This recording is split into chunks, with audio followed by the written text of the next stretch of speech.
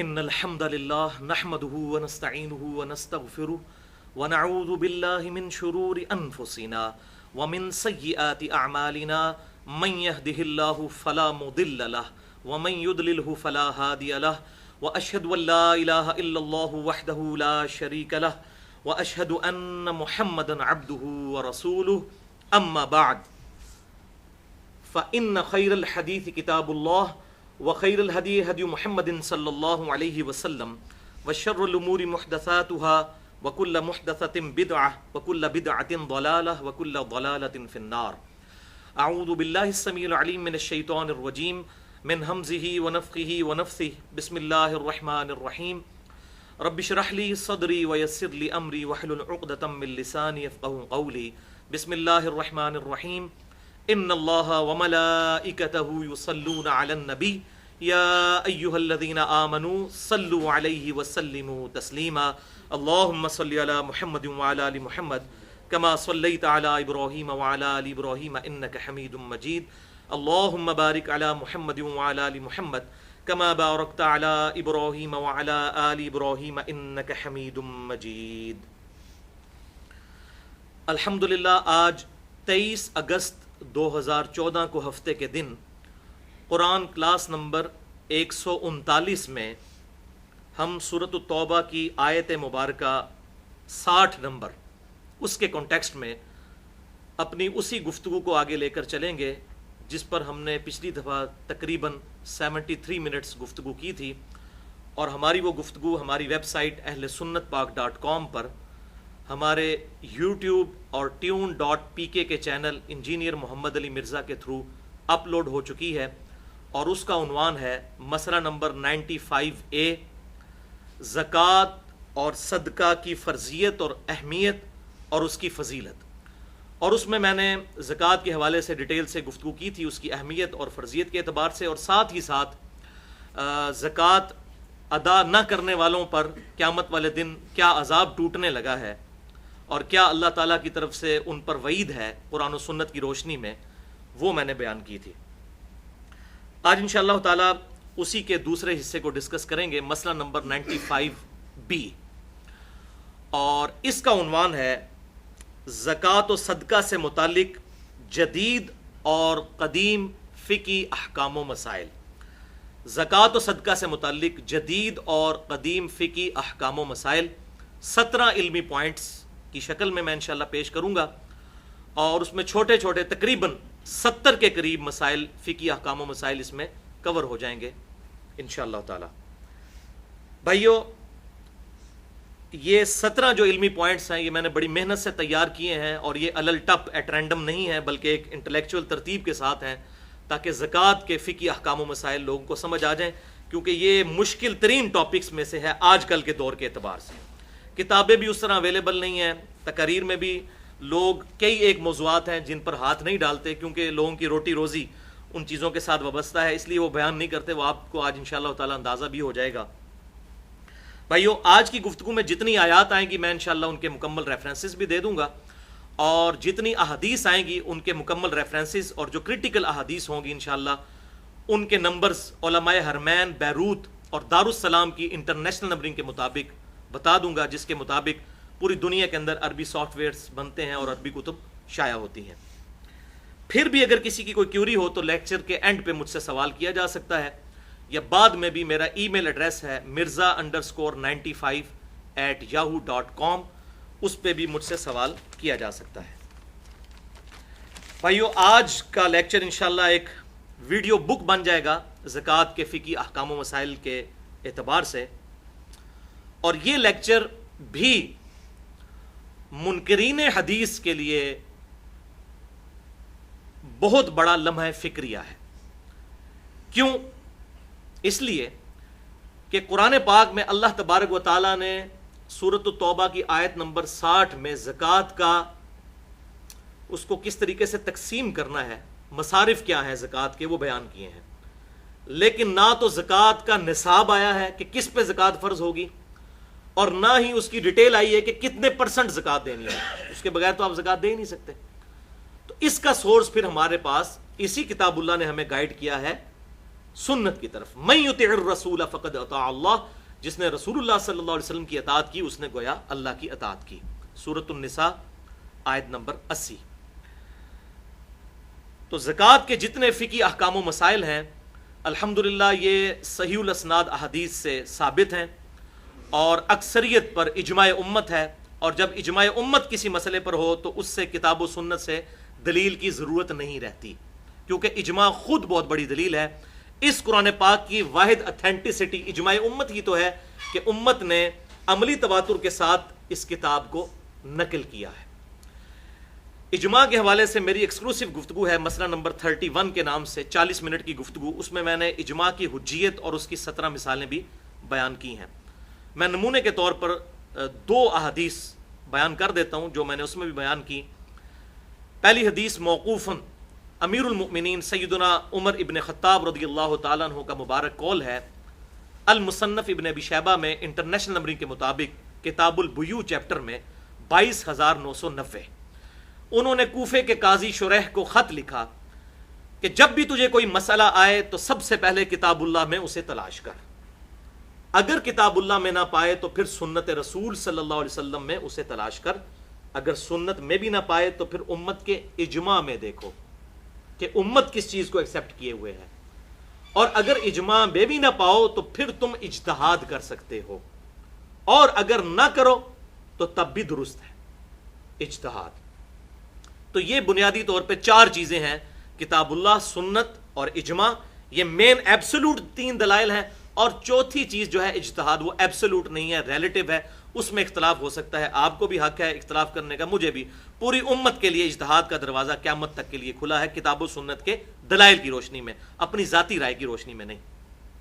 بہرحال اسی طریقے سے المستدرک للحاکم میں صحیح سند کے ساتھ انٹرنیشنل نمبرنگ کے مطابق کتاب العلم چیپٹر میں 399 نمبر حدیث ہے. آپ صلی اللہ علیہ وسلم نے ارشاد فرمایا, اللہ تعالیٰ میری امت کو کبھی بھی گمراہی پر جمع نہیں ہونے دے گا, جماعت پر اللہ کا ہاتھ ہے.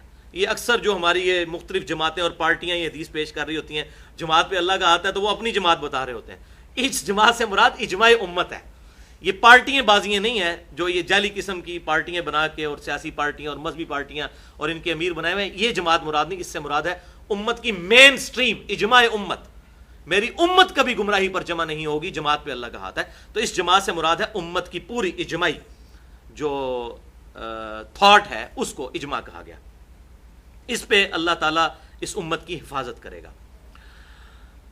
یہ 17 کا عدد میں نے ڈیڈکٹ کیا ہے کہ دن رات میں فرض نماز کی جو رکعتیں ہیں وہ 17 ہیں, جس پہ اہل سنت اور اہل تشیع کا اجماع ہے. 2 فجر کی, 4 ظہر کی, 4 عصر, 3 مغرب اور 4 عشاء, یہ جو 17 فرائض بنتے ہیں اس کی نسبت. پچھلی دفعہ بھی میں نے یہ بات کی تھی تو لوگوں کی طرف سے یہ بھی کیوری آئی کہ بھئی اہل تشیع آپ کیوں کہتے ہیں, اہل تشیع تو 3 نمازیں پڑھتے ہیں. تو بھائیو اہل تشیع 3 نمازیں نہیں پڑھتے, اہل تشیع بھی 5 نمازیں ہی پڑھتے ہیں. وہ نمازوں کو جمع کرتے ہیں, ظہر اور عصر کو جمع کرتے ہیں, اور مغرب اور عشاء کو بھی جمع کرتے ہیں. تو جہاں تک سفر کا معاملہ ہے, بخاری اور مسلم میں درجنوں احادیث موجود ہیں کہ آپ صلی اللہ علیہ وسلم سفر میں ہمیشہ ظہر اور عصر کو جمع کرتے تھے اور مغرب اور عشاء کو. اسے ظہرین اور مغربین کہا جاتا ہے. لیکن ایک حدیث ایسی ہے جو صحیح مسلم میں 3-4 طرق اس کے آئے ہیں, انٹرنیشنل نمبر کے مطابق 1629 نمبر اور 1633 نمبر, جس پہ امام نووی نے صحیح مسلم میں باب بھی باندھا ہے کہ سفر کے علاوہ حضر میں بھی, عام حالات میں بھی نمازیں جمع کی جا سکتی ہیں. لیکن یہ اہل سنت کے لوگ چھپاتے ہیں کہ وہ کہتے ہیں گاٹے نہ فٹ ہو جائے, پھر تو شیعہ سے دلیل پکڑیں گے. بات اہل سنت اہل تشیع کی نہیں, بات امام کائنات سید الاولین والآخرین شفیع المذنبین رحمت للعالمین سیدنا و مولانا امام اعظم محمد رسول اللہ صلی اللہ علیہ وسلم کی مانی جائے گی. فرقہ واریت کی لعنت کو چھوڑیں, فرقہ واریت کو 3 طلاقیں دے کے 4 تکبیریں پڑھ کر دفنا دیں, تب یہ باتیں سمجھ آئیں گی. تو میں نے نمبر بتایا صحیح مسلم 1629, 1633. ابن عباس رضی اللہ تعالیٰ عنہ کہتے ہیں کہ نبی صلی اللہ علیہ وسلم نے ہمیں مدینہ شریف میں بغیر خوف کے, بغیر بارش کے اور بغیر سفر کے ظہر اور عصر کی نماز جمع کروائی. پہلے 4 فرض ظہر کے پڑھے, پھر 4 عصر کے جماعت کے ساتھ, اور پھر مغرب اور عشاء کی جمع کروائی 3 مغرب کے فرض اور 4 عشاء کے۔ اب جب یہ انہوں نے بات کی ابن عباس رضی اللہ تعالیٰ عنہ نے، تو ظاہر ہے کہ آگے سب کے لیے پریشانی تھی۔ تو یہ حدیث جو تابعی بیان کرتے ہیں وہ ہیں سعید ابن جبیر رحمۃ اللہ علیہ، المتوفى 96 ہجری۔ جب انہوں نے یہ حدیث بیان کی، ابن عباس کے شاگرد تھے، تو ان کے آگے سے شاگرد جو ہیں وہ تبع تابعی ابو زبیر پوچھتے ہیں کہ سعید ابن جبیر یہ آپ کیا کہہ رہے ہیں؟ آپ صلی اللہ علیہ وسلم نے عام حالت میں بھی نمازوں کو جمع کیا؟ تو انہوں نے کہا ہاں، میں نے بھی یہی سوال حضرت عبداللہ ابن عباس سے پوچھا تھا کہ یہ آپ کیا کہہ رہے ہیں کہ آپ صلی اللہ علیہ وسلم نے ظہر اور عصر کو اور مغرب اور عشاء کو عام حالت میں بھی جمع کیا تھا، تو کیوں کیا تھا؟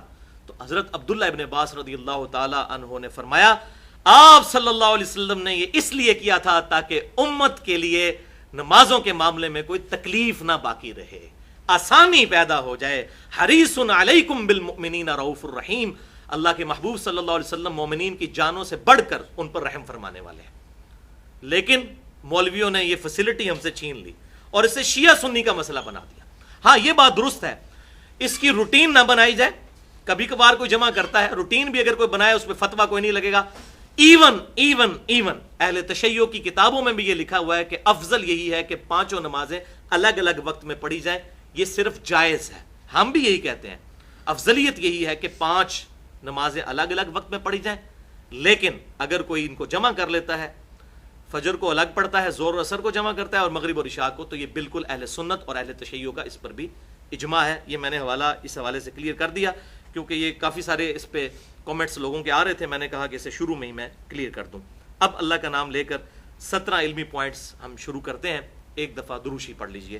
اللہم صلی علی محمد وعلی آل محمد کما صلیت علی ابراہیم وعلی آل ابراہیم انک حمید مجید۔ اللہم بارک علی محمد وعلی آل محمد کما بارکت علی ابراہیم وعلی آل ابراہیم انک حمید مجید۔ علمی پوائنٹ نمبر 1، بھائیو اس بات پر اجماع ہے کہ ہر صاحب نصاب عاقل اور بالغ مسلمان پر اس کا جو بچت والا مال ہے جس پر سال گزر جائے، قمری سال، لیونر ایئر، تو سال میں 1 دفعہ زکوٰۃ دینا اس پر فرض ہے۔ اس پہ پوری امت کا اجماع ہے، اہل سنت کا، اہل تشیع کا، جتنے اہل سنت کے آف شوٹس ہیں، حنفی، مالکی، شافعی، حنبلی، اور اسی طریقے سے اہل تشیع کے اندر چاہے وہ زیدیہ فرقہ ہو، اثنا عشری ہو، سب کا اس پر اجماع ہے کہ یہ زکوٰۃ دینی ہے ہر اس مسلمان نے جو صاحب نصاب ہو جائے سال میں 1 دفعہ، جب وہ اس تھریش ہولڈ پوائنٹ کو کراس کر جائے جسے ہم نصاب کہتے ہیں۔ اس حوالے سے اگر کوئی شخص یہ زکوٰۃ دے دے گا تو پھر کنز یعنی مال کا جوڑنا اس کے لیے جائز ہو جائے گا، خزانہ جمع کرنا جائز ہو جائے گا اگر وہ ریگولرلی زکوٰۃ دے گا۔ ادروائز آپ نے پچھلی دفعہ سورۃ التوبہ کی آیت نمبر 33 اور 34 اور 35 کے کانٹیکسٹ میں سن لیا کہ یہ مال جو ہے سونا اور چاندی، یہ گرم کر کے ان لوگوں کے ماتھوں پر داغے جائیں گے اور ان کے پہلوؤں پر، ان کے پیٹھوں کے اوپر جو لوگ زکوٰۃ نہیں ادا کرتے۔ پچھلی دفعہ میں نے ڈیٹیل سے 73 منٹس اسی بھی تو گفتگو کی تھی۔ اس حوالے سے ایک موقوفاً صحیح حدیث بھی موجود ہے، جامعہ ترمذی میں انٹرنیشنل نمبر کے مطابق 632 نمبر، سیدنا ابن عمر رضی اللہ تعالی عنہما کہتے ہیں کہ جو مال کسی کو حاصل ہوا اور اس کے پاس 1 سال تک پڑا رہا تو اس پر زکوٰۃ دینا فرض ہے۔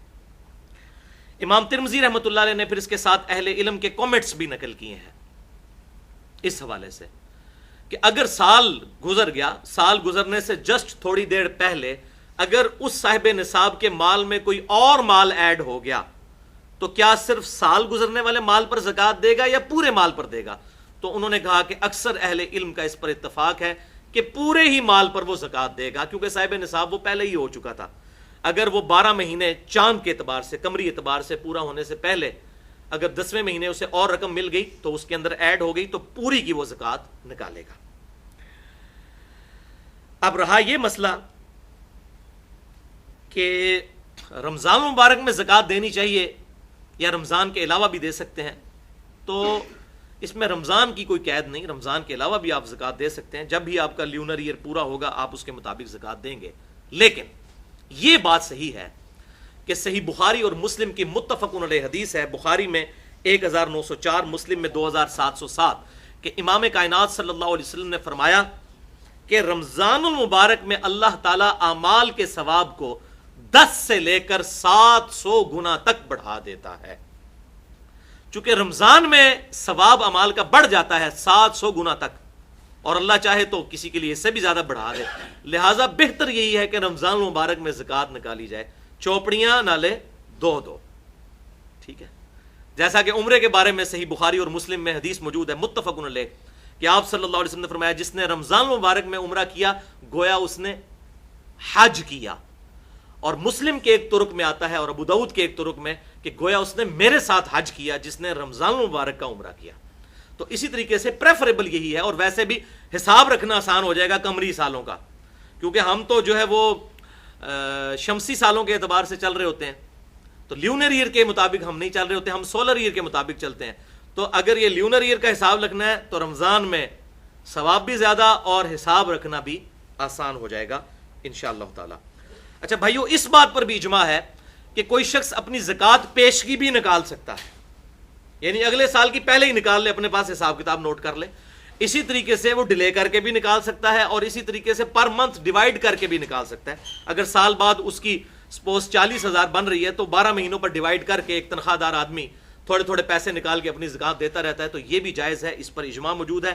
اور امام ترمذی رحمۃ اللہ علیہ ایک حدیث بھی لے کر آئے انٹرنیشنل نمبر کے مطابق 679 نمبر، اور ابو داؤد میں 1624. اور امام ترمذی نے اس کے ساتھ اہل علم کے کامنٹس بھی نقل کیے ہیں کہ زکوٰۃ پیشگی بھی عطا کی جا سکتی ہے، اس میں اللہ تعالیٰ نے آسانی دی ہے.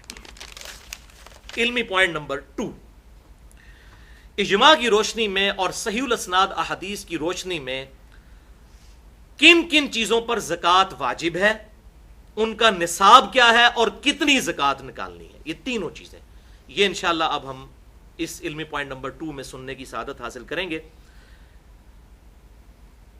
اس میں احادیث کے حوالے دے دیتا ہوں جلدی سے. صحیح بخاری میں انٹرنیشنل نمبر کے مطابق 1454 نمبر حدیث، یہ ڈیٹیلڈ حدیث ہے تقریباً 2 صفحوں پر، اور تقریباً زکوٰۃ کے 80% مسائل اس صحیح بخاری کی حدیث سے ثابت ہوتے ہیں. یہ بیسیکلی سیدنا ابو بکر الصدیق رضی اللہ تعالیٰ عنہ کا خط ہے جو انہوں نے حضرت انس ابن مالک کو لکھا تھا جب انہیں بحرین کا گورنر بنا کر بھیجا. تو یہ خط لکھا انہوں نے اور کہا کہ اللہ کے محبوب صلی اللہ علیہ وسلم کو اللہ تعالیٰ نے زکوٰۃ کا یہ نصاب بتایا ہے، اور یہ زکوٰۃ مسلمانوں سے لینی ہے، غریبوں سے لے کر امیروں سے لے کر غریبوں میں تقسیم کرنی ہے. وہ بڑا ڈیٹیل خط ہے 1454 صحیح بخاری کے اندر 80% مسائل زکوٰۃ کے اس حدیث سے ثابت ہوتے ہیں. دوسری حدیث ہے 1459 صحیح بخاری میں ہی، صحیح بخاری میں 1483 اور 1499. اسی طریقے سے صحیح مسلم میں 2263، 2265، 2268، اور اس کے علاوہ بھی جامعہ ترمذی میں، سنن ابی داؤد میں، سنن نسائی، سنن ابن ماجہ، الموطا امام مالک، مسند امام احمد، اور بھی احادیث کی کتابوں میں ڈیٹیل کے ساتھ الحمدللہ زکوٰۃ کے احکام و مسائل موجود ہیں. ان کی روشنی میں اور اجماع امت کی روشنی میں کل 10 چیزیں ہیں جن پر زکوٰۃ نکالنا واجب ہے. 10 چیزیں. اب میں یہ 10 کی 10 چیزیں بیان کروں گا تیزی سے، اور ان چیزوں کے نام بتاؤں گا. نمبر 1، نمبر 2 ان کا نصاب، وہ تھریش ہولڈ پوائنٹ کیا ہے جو کراس ہو تو اس کے بعد زکوٰۃ شروع ہوتی ہے. اور نمبر 3 یہ بھی بتاؤں گا کہ کتنی کتنی زکوٰۃ نکالنی ہے ان چیزوں پہ. نمبر 1، سونا، گولڈ. گولڈ اگر کسی کے پاس 20 دینار ہو تو سال میں آدھا دینار اس کی زکوٰۃ دینا ضروری ہو جاتا ہے. 20 دینار آج کل کے دور کے اعتبار سے 7.5 تولے سونا بنتا ہے، اور 1 تولہ 11.664 گرام ہوتا ہے. گرامز میں یہ نصاب بنے گا 87.48، 87.48 گرام. جب کسی کے پاس اتنا گولڈ جمع ہو جائے تو اس نے اس پہ زکوٰۃ دینی ہے. کتنی دینی ہے؟ 2.5%. اور 2.5% نکالنے کا بڑا آسان طریقہ ہے کہ جو اس کی مالیت بن رہی ہے اس کو 40 پہ تقسیم کر دیں تو 2.5% آ جائے گا. 40 پہ تقسیم کرنا ہے. دوسری چیز وہ ہے کرنسی، روپے کی شکل میں، ڈالر کی شکل میں، پاؤنڈ کی شکل میں، ریال کی شکل میں، کسی بھی شکل میں کرنسی. کرنسی چونکہ سونے کا ایکویلنٹ ہے، انشاءاللہ یہ اگلے پوائنٹ میں ڈیٹیل سے اس پہ بحث بھی کروں گا. یہ وہ چیز ہے جو مولوی چھپاتے ہیں اور چاندی کا نصاب لوگوں کو بتاتے ہیں تاکہ اپنی تجوریاں بھریں. حالانکہ چاندی کے نصاب سے تو ایک صحت مند جو ہے وہ بکرا بھی نہیں خریدا جاتا، جبکہ بکرے کا نصاب جو ہے بکریوں کا وہ 40 بکریوں سے شروع ہوتا ہے، وہاں 40 بکریوں سے زکوٰۃ شروع ہوتی ہے، اور یہ لوگ 38,000 روپیہ جو چاندی کا نصاب بن رہا ہے اس کے اوپر زکوٰۃ بتا دیتے ہیں. میں انشاءاللہ اگلی دفعہ اس میں اگلے پوائنٹ میں بتاتا ہوں. تو کرنسی جو ہے یہ بھی سونے کے ایکویلنٹ ہے، لہٰذا وہی نصاب ہوگا 7.5 تولے سونا یا 87.48 گرام، اور اس پہ بھی 40واں حصہ یعنی 2.5% ادا کرنا ہوگا. تیسری چیز ہے چاندی، اگر کسی کے پاس ہو، جیسے کہ ابھی یہ آرٹیفیشل جیولری کا بھی رواج ہے اور چاندی کا بھی لوگ کام کرتے ہیں، تو چاندی کا نصاب ہے 200 درہم پر 5 درہم. چاندی کا نصاب 200 درہم پر 5 درہم ہے. تو یہ آج کل کے 200 درہم اگر چاندی کے وہ کیلکولیٹ کیے جائیں تو یہ 52.5 تولے چاندی بنتی ہے، اور اگر گرامز میں اسے 11.664 والا فارمولہ لگا کر کیلکولیٹ کیا جائے تو 612.36 گرام یہ بنتا ہے چاندی کا نصاب. اس پہ بھی 40واں حصہ دینا ہوگا، 40 پہ تقسیم کریں گے یا 2.5% نکال لیں. چوتھی چیز ہے مال تجارت. مال تجارت سے مراد ہے کہ اگر کوئی شخص کسی کی دکان ہے، اس میں اس نے کپڑا رکھا ہوا ہے، یا میڈیکل سٹور ہے، اس میں اس نے ادویات رکھی ہوئی ہیں جو اس کے پاس رہتی ہیں، جو اس نے کاروبار کے اندر اپنا سارا مال لگایا ہوا ہے، اور وہ سٹور کی انوینٹری کی فارم میں موجود ہے. اسی طریقے سے کمرشل پلاٹس ہیں کسی کے پاس، بیچنے کی غرض سے وہ پلاٹس خریدتا ہے. ویسے اگر پلاٹ ہے کسی کے پاس، جب تک اس پہ زرعی زمین کے اوپر کاشتکاری نہ کی جائے تو اس پہ زکوٰۃ نہیں بنتی، وہ تو کاشتکاری کے اوپر زکوٰۃ ہوتی ہے اگر کی جائے، ورنہ کوئی نہیں. لیکن کمرشل پلاٹس بیچنے کی نیت سے جو لیے جاتے ہیں، چاہے پراپرٹی ڈیلر لے یا عام آدمی اپنی سیونگ کو یہ کر لے، چلاک بننے کی کوشش کرے کہ وہ سونے کی بجائے پلاٹ خرید لے اور کہ جی میرے پاس سونا تو نہیں، زکوٰۃ نہیں لگے گی، تو بھائی عقل آپ کی بھی نہیں کام کرتی کہ سیونگ کے اوپر زکوٰۃ ہے. اللہ تعالیٰ کو تو دھوکہ نہیں آپ دے سکتے، اپنے آپ کو دے سکتے ہیں. تو کمرشل پلاٹس جو انسان نے خریدے ہوئے ہیں سیونگ کے طور پہ، ان کی بھی کیلکولیشن پر سونے کا نصاب لگے گا، اور اسی طریقے سے دکان کے اندر جو مال ڈالا ہوا ہے اس پہ بھی 40واں حصہ زکوٰۃ دی جائے گی. 5ویں نمبر پہ ہے زمین کی پیداوار، چاہے وہ غلے کی فارم میں ہو، کھجور کی پھل کی فارم میں، تو اس پہ بھی زکوٰۃ ہے. اور اس کے لیے جو تھریش ہولڈ پوائنٹ ہے، نصاب ہے، وہ ہے 5 وسق. ایک وسق جو ہے وہ 60 سا کے برابر ہوتا ہے، اور ایک سا جو ہے وہ 4 مد کے برابر ہوتا ہے، اور ایک مد 600 گرام بنتے ہیں ہمارے زمانے کے. لہٰذا یہ پوری ملٹیپلیکیشن کرنے کے بعد 5 وسق جو ہیں وہ بنتے ہیں آج کل کے 720 کلو گرام. تو 720 کلو گرام جس کے پاس غلہ ہوگا تو اس پر اسے زکوٰۃ دینی ہوگی، لیکن غلے کی زکوٰۃ زیادہ ہے. وہ ہم نے جو زکوٰۃ سنی سونے کی، اس سے یہ 4 گنا ہے، 10% زکوٰۃ ہے.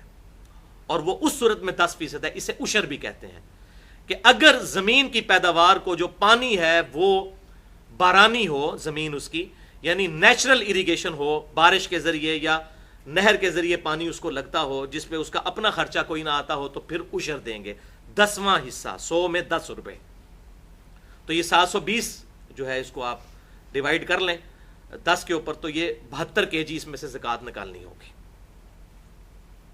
اگر زمین جو ہے وہ کنویں کے ذریعے سیراب کی جاتی ہے، ظاہر ہے اس پہ بجلی کا بل بھی دینا پڑے گا، آپ خود بھی اس پہ خرچہ کر رہے ہیں، تو شریعت نے اس میں آسانی دی ہے کہ پھر آدھا عشر دینا ہوگا، یعنی پھر زکوٰۃ جو ہے وہ 5% رہ جائے گی.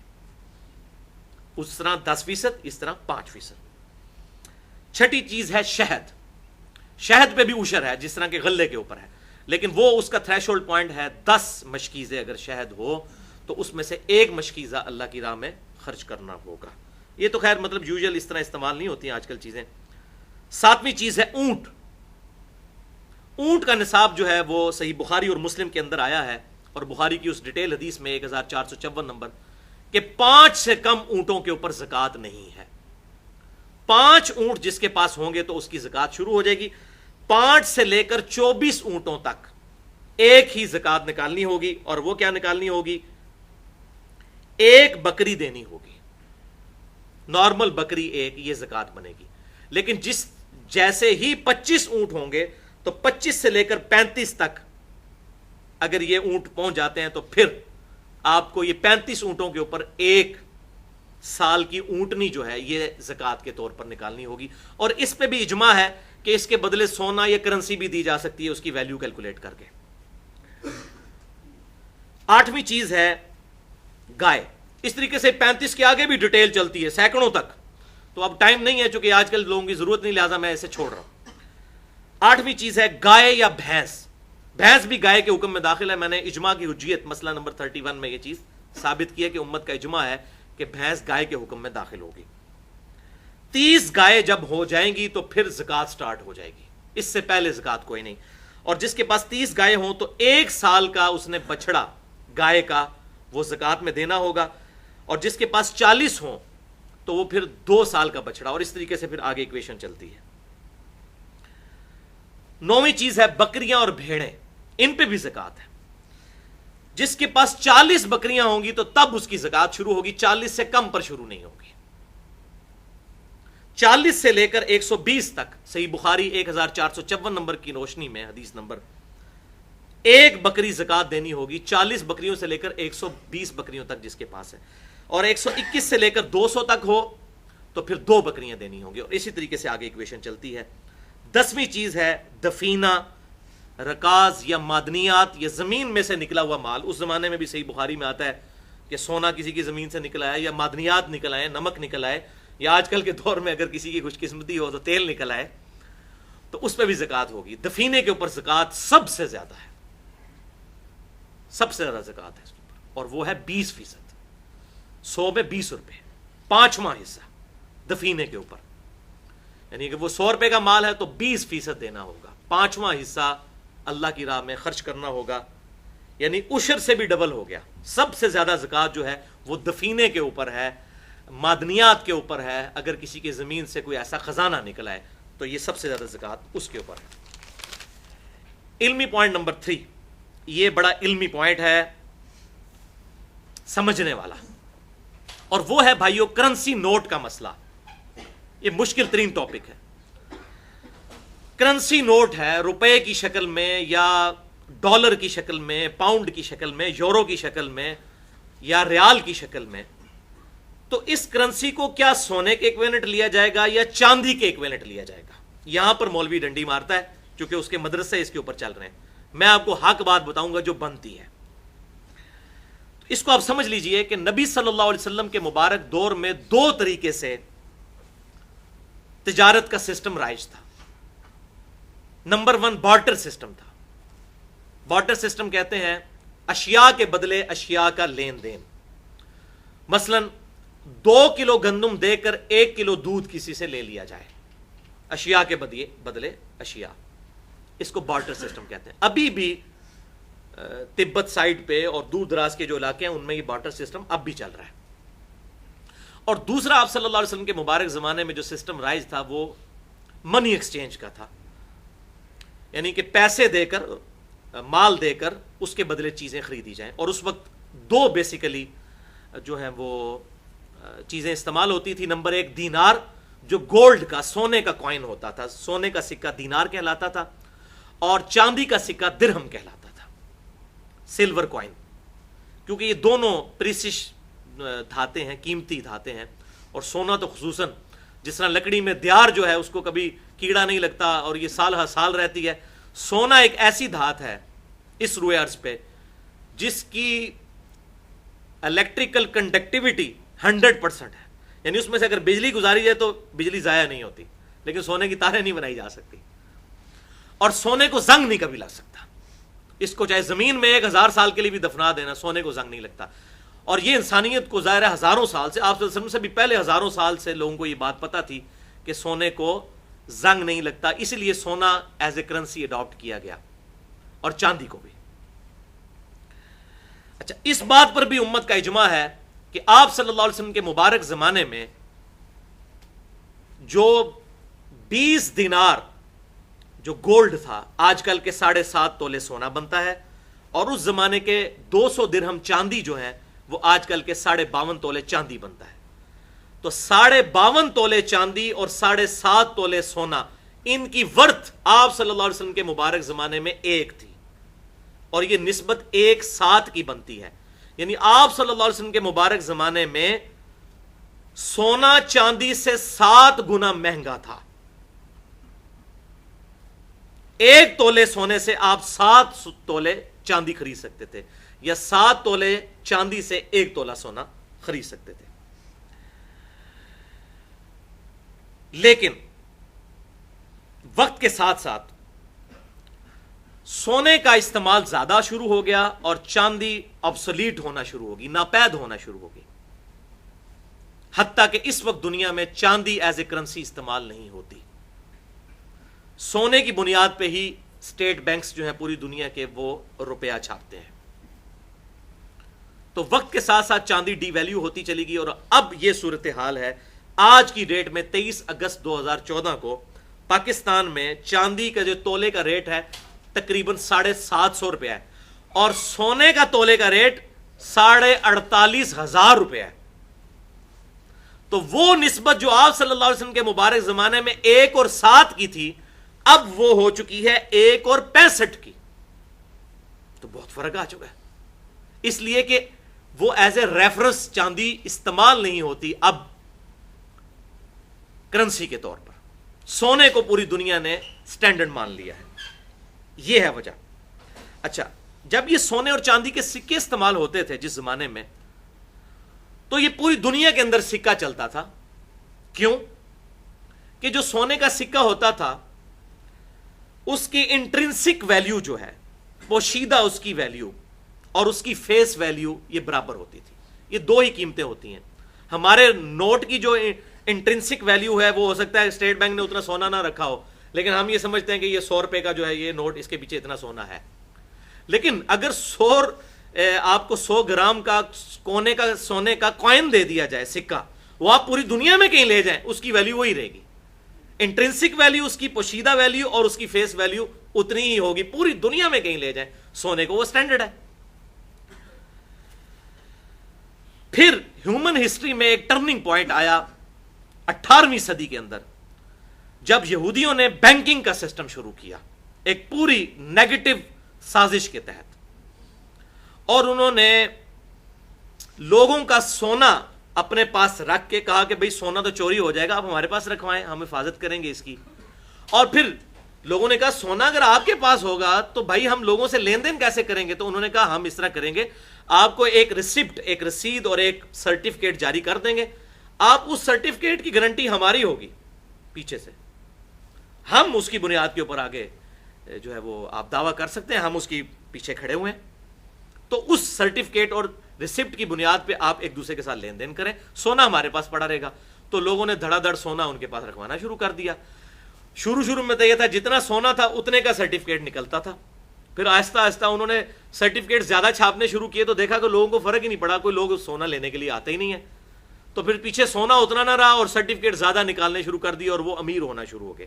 اب یہ ایک پوری ہسٹری ہے, اس پہ اگر کسی کو شوق ہو تو اس پہ اگر کسی نے کام کیا تو مولانا مودودی رحمۃ اللہ علیہ نے سود کے حوالے سے جو کام کیا, یونیک کام.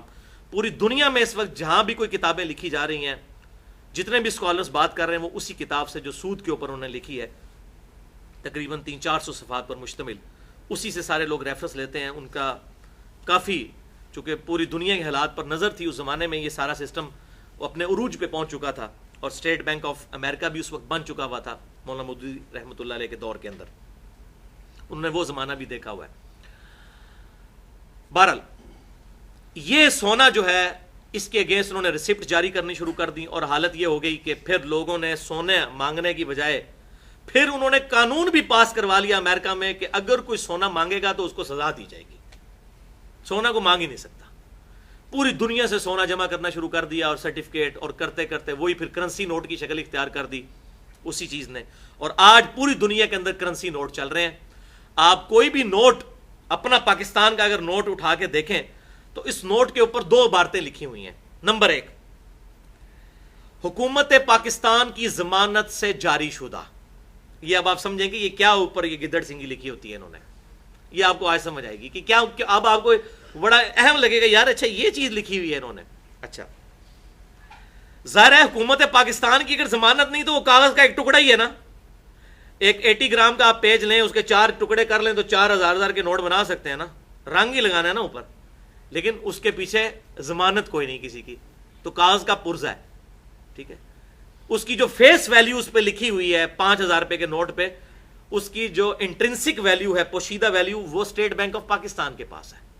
تو حکومت پاکستان کی ضمانت سے جاری شدہ، اور پھر لکھا ہوتا ہے اسٹیٹ بینک آف پاکستان حامل ہاذا کو مطالبہ پر ادا کرے گا. یہ آپ نے دیکھا ہے جملہ اس پہ لکھا ہوتا ہے، حامل ہاذا کو مطالبہ پر ادا کرے گا. انشاءاللہ کبھی بھی نہیں ادا کر سکے گا جو حالت ہے. حامل ہاذا یعنی جس کے پاس یہ نوٹ ہے، جو اسے پوزیس کرتا ہے، اس کو مطالبے پر ادا کیا جائے گا. کیا ادا کیا جائے گا؟ وہ گولڈ جو اس کے ایکویلنٹ اسٹیٹ بینک نے اپنے پاس رکھا ہوا ہے، کیونکہ اس کاغذ کے پرزے کی تو کوئی اہمیت نہیں ہے. حامل ہاذا کو مطالبہ پر ادا کرے گا. لیکن وہ آپ کو پتا ہے، اب آپ کو پتا چلا کہتے ہیں نوٹ چھاپ رہے ہیں، پیچھے سونا نہیں ہے، تو اس طریقے سے انفلیشن انکریز ہو رہی ہے اور مہنگائی بڑھ رہی ہے. وہ کیا ہوتا ہے؟ پیچھے کچھ بھی نہیں ہوتا اور نوٹ چھاپتے جاتے ہیں. تو بہرحال یہ کرنسی نوٹ کے اوپر لکھا جاتا ہے. اب ہمارے ملک میں بھی ظاہر ہے کہ سونا ہی ایکویلنٹ ہے، پوری دنیا کے اندر یہ سٹینڈرڈ ہے سونا. اور اب یہاں تک سسٹم پہنچ چکا ہے کہ سونے کا ریٹ جو ہے وہ ڈالر کے ذریعے نکالا جاتا ہے. یہ سازش ہے جو اصل میں ہوئی ہے. ہونا تو چاہیے کہ ڈالر کا ریٹ سونے کے ایکویلنٹ نکلے، لیکن ڈالر کے ریٹ کے مطابق سونے کا ریٹ نکلتا ہے پوری دنیا میں. اور ریئل ٹائم ڈیٹا انٹرنیٹ کے ذریعے پوری دنیا میں جا رہا ہوتا ہے، اور لوگ وہ بتاتے ہیں. آپ کو پتا ہے نا، آپ سنیاروں کے پاس، گولڈ سمتھس کے پاس جائیں تو کہتے ہیں جی آج دا ریٹ ہے. وہ ریٹ ڈالر کے اگینسٹ نکلا ہوتا ہے. حالانکہ سونا جو ہے وہ گائیڈ کرتا ہے ڈالر کو، لیکن ڈالر اتنا مضبوط ہو گیا یہ پوری سازش کے ساتھ کہ آج ڈالر جو ہے وہ ڈیفائن کرتا ہے کہ یہ ریٹ ہے سونے کا، چاہے اس کے پیچھے سونا ہو یا نہ ہو. اب اس پوری گفتگو کا کنکلوژن یہ ہوا کہ کرنسی نوٹ جو ہے، اب یہ مولوی کو تو میں نہیں سمجھا سکتا، آپ لوگوں کو کم از کم جتنے یہاں 80 90 100 کے قریب لوگ بیٹھے ہوئے ہیں، آپ کو کم از کم یہ بات سمجھ آ گئی ہے کہ یہ کرنسی نوٹ جو ہے ایکویلنٹ ہے گولڈ کے. لہذا کرنسی کا نصاب بھی گولڈ کا نصاب ہوگا، نہ کہ چاندی کا ہوگا. اور یہ تو تھی اس کی ٹیکنیکل گفتگو. اب میں اس کی لاجک بھی پیش کرتا ہوں.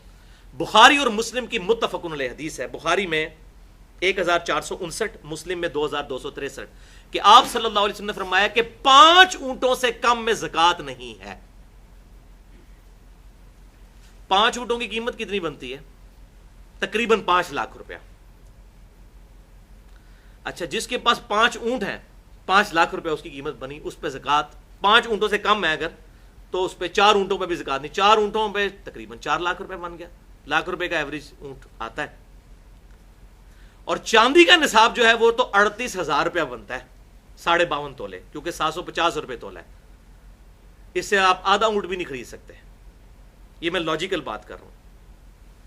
اگر گولڈ کا نصاب لیا جائے وہ تقریباً اسی کے قریب قریب بنتا ہے، 3.25 لاکھ روپے کے قریب. یہ لاجیکل بھی میں نے بات کی.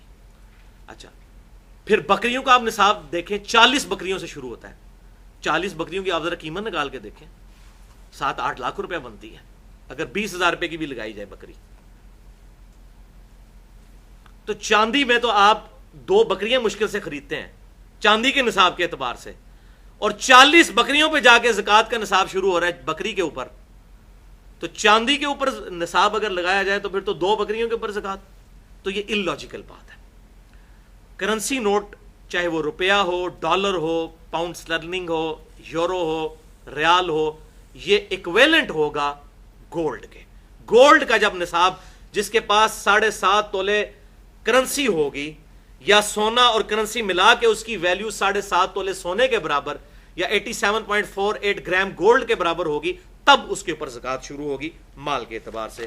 یہ الحمدللہ میں نے پوائنٹ کلیئر کر دیا. علمی پوائنٹ نمبر 4، یہ بھی بہت کریٹیکل مسئلہ ہے، زیورات کی زکوٰۃ کا مسئلہ. یہ بڑا اٹینٹو ہو کے سننے والا ہے. بھائیو، سنن ابی داؤد میں ایک حدیث ہے انٹرنیشنل نمبرنگ کے مطابق 1563، کہ آپ صلی اللہ علیہ وسلم کی خدمت میں 2 عورتیں حاضر ہوئیں جن کے ہاتھوں میں سونے کے کنگن تھے، موٹے موٹے. آپ صلی اللہ علیہ وسلم نے ان عورتوں سے پوچھا، کیا تم اس سونے کی زکوٰۃ ادا کرتی ہو؟ تو انہوں نے کہا، یا رسول اللہ نہیں. تو آپ صلی اللہ علیہ وسلم نے ارشاد فرمایا، کیا تم یہ چاہتی ہو کہ اللہ تعالیٰ قیامت کے دن آگ کے کنگن تمہیں پہنائے؟ بولے اعوذ باللہ تعالیٰ. انہوں نے کہا، یا رسول اللہ نہیں. تو فرمایا، پھر ان کی زکوٰۃ ادا کیا کرو.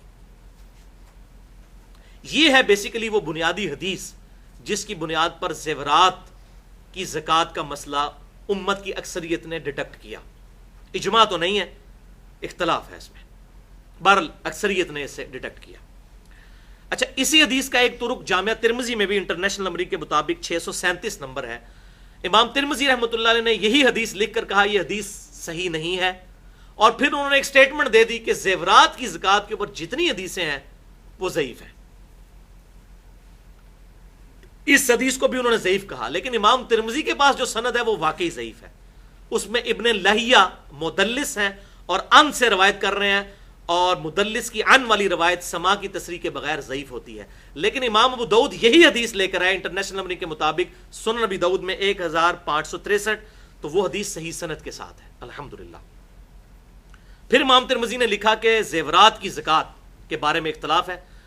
جامعہ ترمذی 637 نمبر حدیث کے انڈر انہوں نے لکھا کہ امام احمد بن حنبل اور امام شافعی رحمۃ اللہ علیہ اور باقی ائمہ بھی یہ کہتے ہیں کہ زیورات کے اوپر زکوٰۃ نہیں ہے، لیکن امام ابو حنیفہ رحمۃ اللہ علیہ اور باقی ائمہ زیورات کی زکوٰۃ کے قائل ہیں، اور میرے نزدیک بھی امام حنیفہ رحمۃ اللہ علیہ کا موقف مضبوط ہے اس حدیث کی روشنی میں. بہرحال اب میں لاجیکلی اسے ڈسکس کرتا ہوں بھائیوں کہ یہ حقیقت ہے کہ انڈیا، پاکستان اور بنگلہ دیش کے کلچر میں عورتوں کے پاس جو زیورات ہوتے ہیں وہ کنز کی شکل میں ہی ہوتے ہیں. ان کو بھی یہ پتا ہوتا ہے یہ ہماری جمع پونجی ہے، مشکل وقت میں کام آئے گی. ہر وقت عورت نے وہ زیور پہنا نہیں ہوتا، اس سونے کو جوڑ کے ہی اس نے رکھا ہوتا ہے، بچت کی فارم میں رکھا ہوتا ہے، کنز کی فارم میں. لہذا لاجیکلی جب ہم خود ذہن سے سمجھ رہے ہیں کہ یہ سیونگ ہے، وہ عورت تو 2 کانٹے پہن لے گی یا 1 لاکٹ پہن لے گی یا 2-3 چوڑیاں پہن لے گی، باقی جو زیور جوڑا ہوتا ہے اس نے وہ کنز کی فارم میں کبھی کبھار پہنتی ہے. تو یہ عقل بھی مانتی ہے کہ اس کے اوپر زکوٰۃ ہونی چاہیے، وہ کنز کی شکل میں ہے، خزانے کی شکل میں ہے، سیونگ کی شکل میں ہے. بعض لوگ اس میں پھر یہ بھی چکر کرتے ہیں، وہ کہتے ہیں جی اسی تے بچیاں دے نہ کر دیتا ہے جی زیور. میں کسی کے پاس اگر 18 تولے سونا ہے تو اس پہ تو لگے گی زکوٰۃ، تو کہتے ہیں جی میرے 3 بچے ہیں، میں نے تینوں کے نام نیت کر لیے 6 تولے، زکوٰۃ ہی نہیں دیتے. یہ کس کو آپ دھوکہ دے رہے ہیں؟ اولاد آپ کے انڈر ہے، وہ مال، وہ کنز ہے، اس مال پہ اللہ کا حق ہے، کسی نہ کسی نے تو دینا ہے. 18 تولے سونا جو رکھا ہوا ہے سنبھال کے، یہ 18 تولے اللہ کا دیا ہوا ہے نا، اس 18 تولے پہ زکوٰۃ تو نکلے گی. اچھا آپ نہیں دے رہے، پھر کون دے گا؟ بچے بھی نہیں دے رہے، وہ نہیں دے رہے، وہ کہہ رہے ہیں 6 تولے ہیں نا، 6 کیا ہوا تینوں کے نام، 7.5 تولے کی تھریش ہولڈ پوائنٹ تو کراس نہیں ہوا. وہ یہ پھر بہانہ بناتے ہیں. تو یہ بالکل ہیلا بازی ہیں. اس طریقے سے مال کسی کے حوالے کرنے سے، صرف نام لے لینے سے، بچوں کے، چھوٹے بچوں کے نام کر لینے سے زکوٰۃ سے جان نہیں چھڑائی جا سکتی. اور پھر آپ فقہ حنفی میں اگر جائیں تو فتاوی العمگیریہ میں تو پتہ نہیں کیا کیا فتوے لکھے ہوئے ہیں، اس میں تو لکھا ہوا ہے اس سے بھی آگے ایک درجے. انہوں نے کہا کہ اگر کسی بیوی کے پاس اتنا زیور ہے کہ اس پہ زکوٰۃ لگتی ہے تو سال گزرنے سے 1 دن پہلے وہ اپنے خامند کو وہ گفٹ کر دے. تو چونکہ 1 دن کم ہے اب اس پہ زکوٰۃ نہیں لگے گی.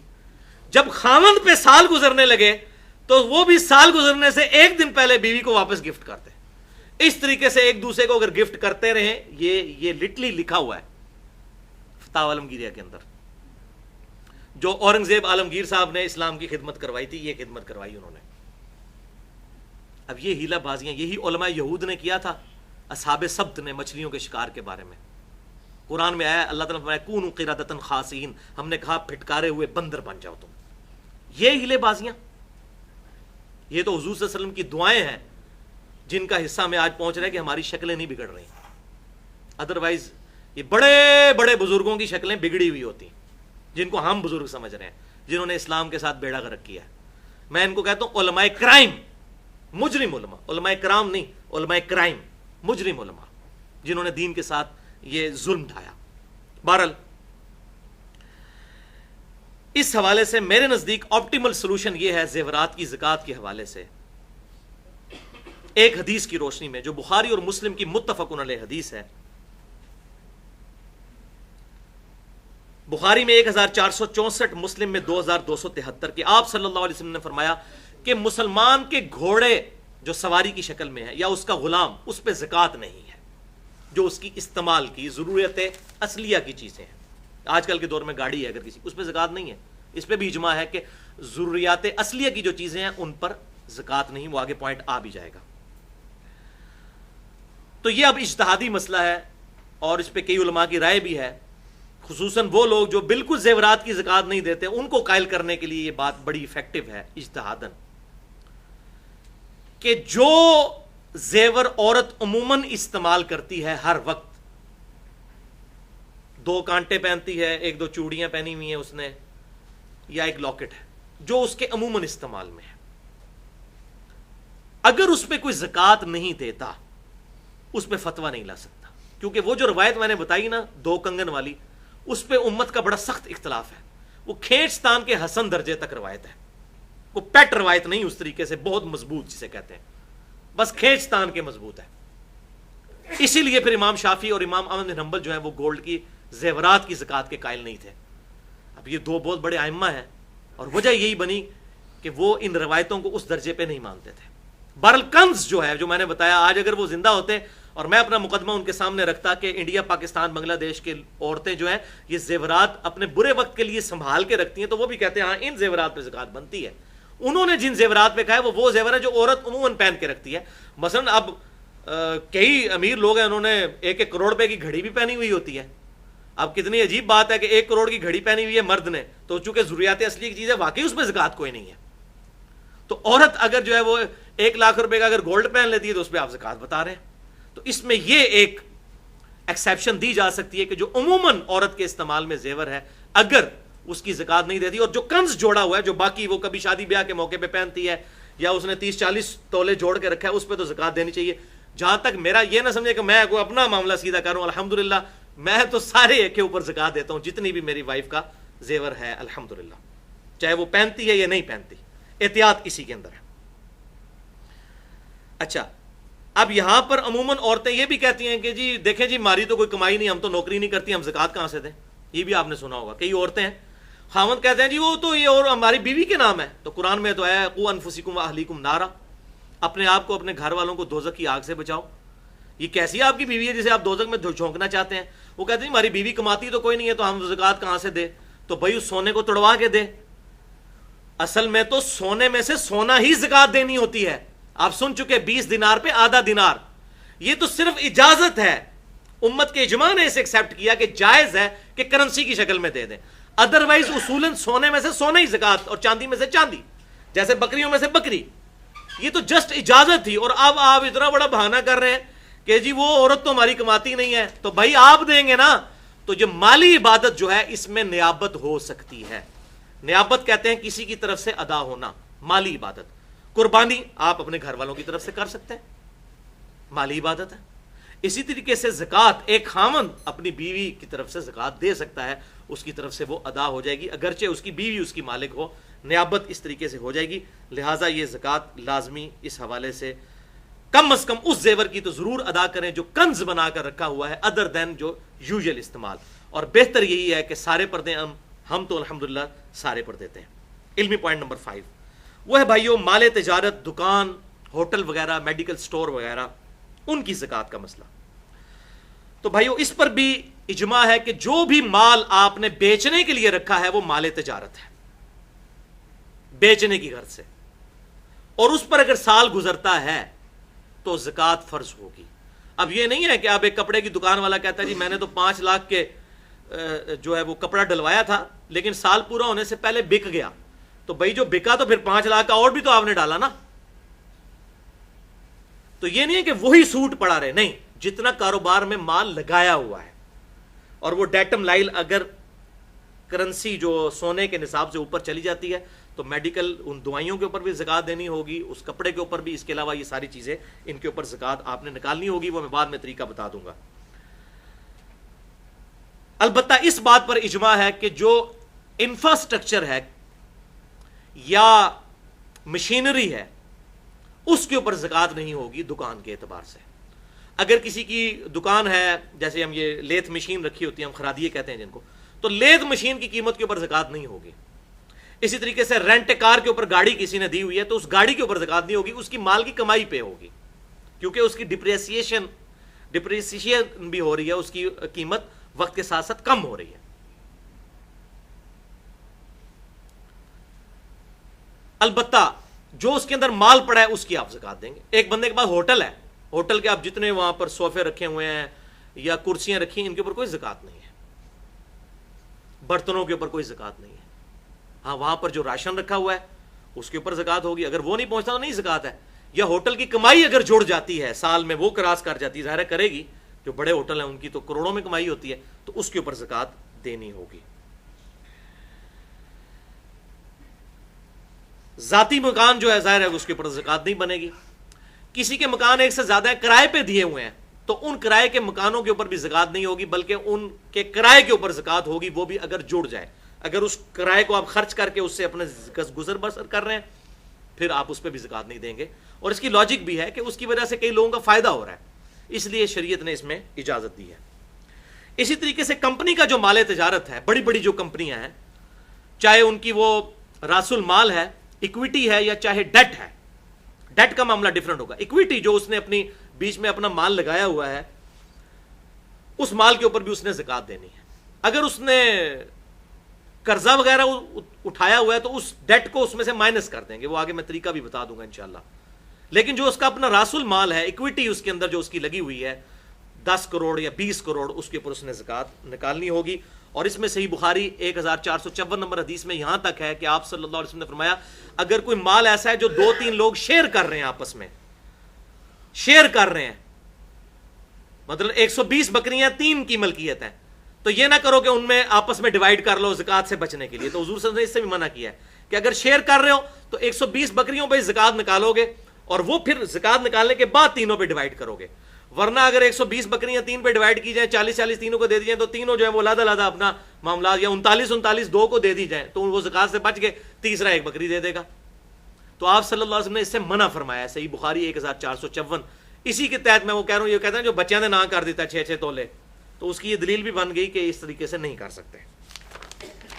علمی پوائنٹ نمبر 6 وہ ہے بھائیو کمرشل پلاٹ سے ریلیٹڈ، جو پلاٹس آپ نے بیچنے کی غرض سے خریدے ہوئے ہیں یا اپنی جمع پونجی زیور کی شکل میں، سونے کی شکل میں نہیں بلکہ پلاٹس کی شکل میں رکھی ہوئی ہے۔ آج کل تو ماشاءاللہ پاکستان میں پراپرٹی کا کام بڑے عروج پہ ہے، خصوصاً ہمارے اسلام آباد میں تو پلاٹ آپ لیں 40 لاکھ روپے کا پلاٹ لیتے ہیں تو تقریباً 4 مہینے کے بعد وہ 60 لاکھ کا اور پھر 1 کروڑ کو بھی تجاوز کر جاتا ہے۔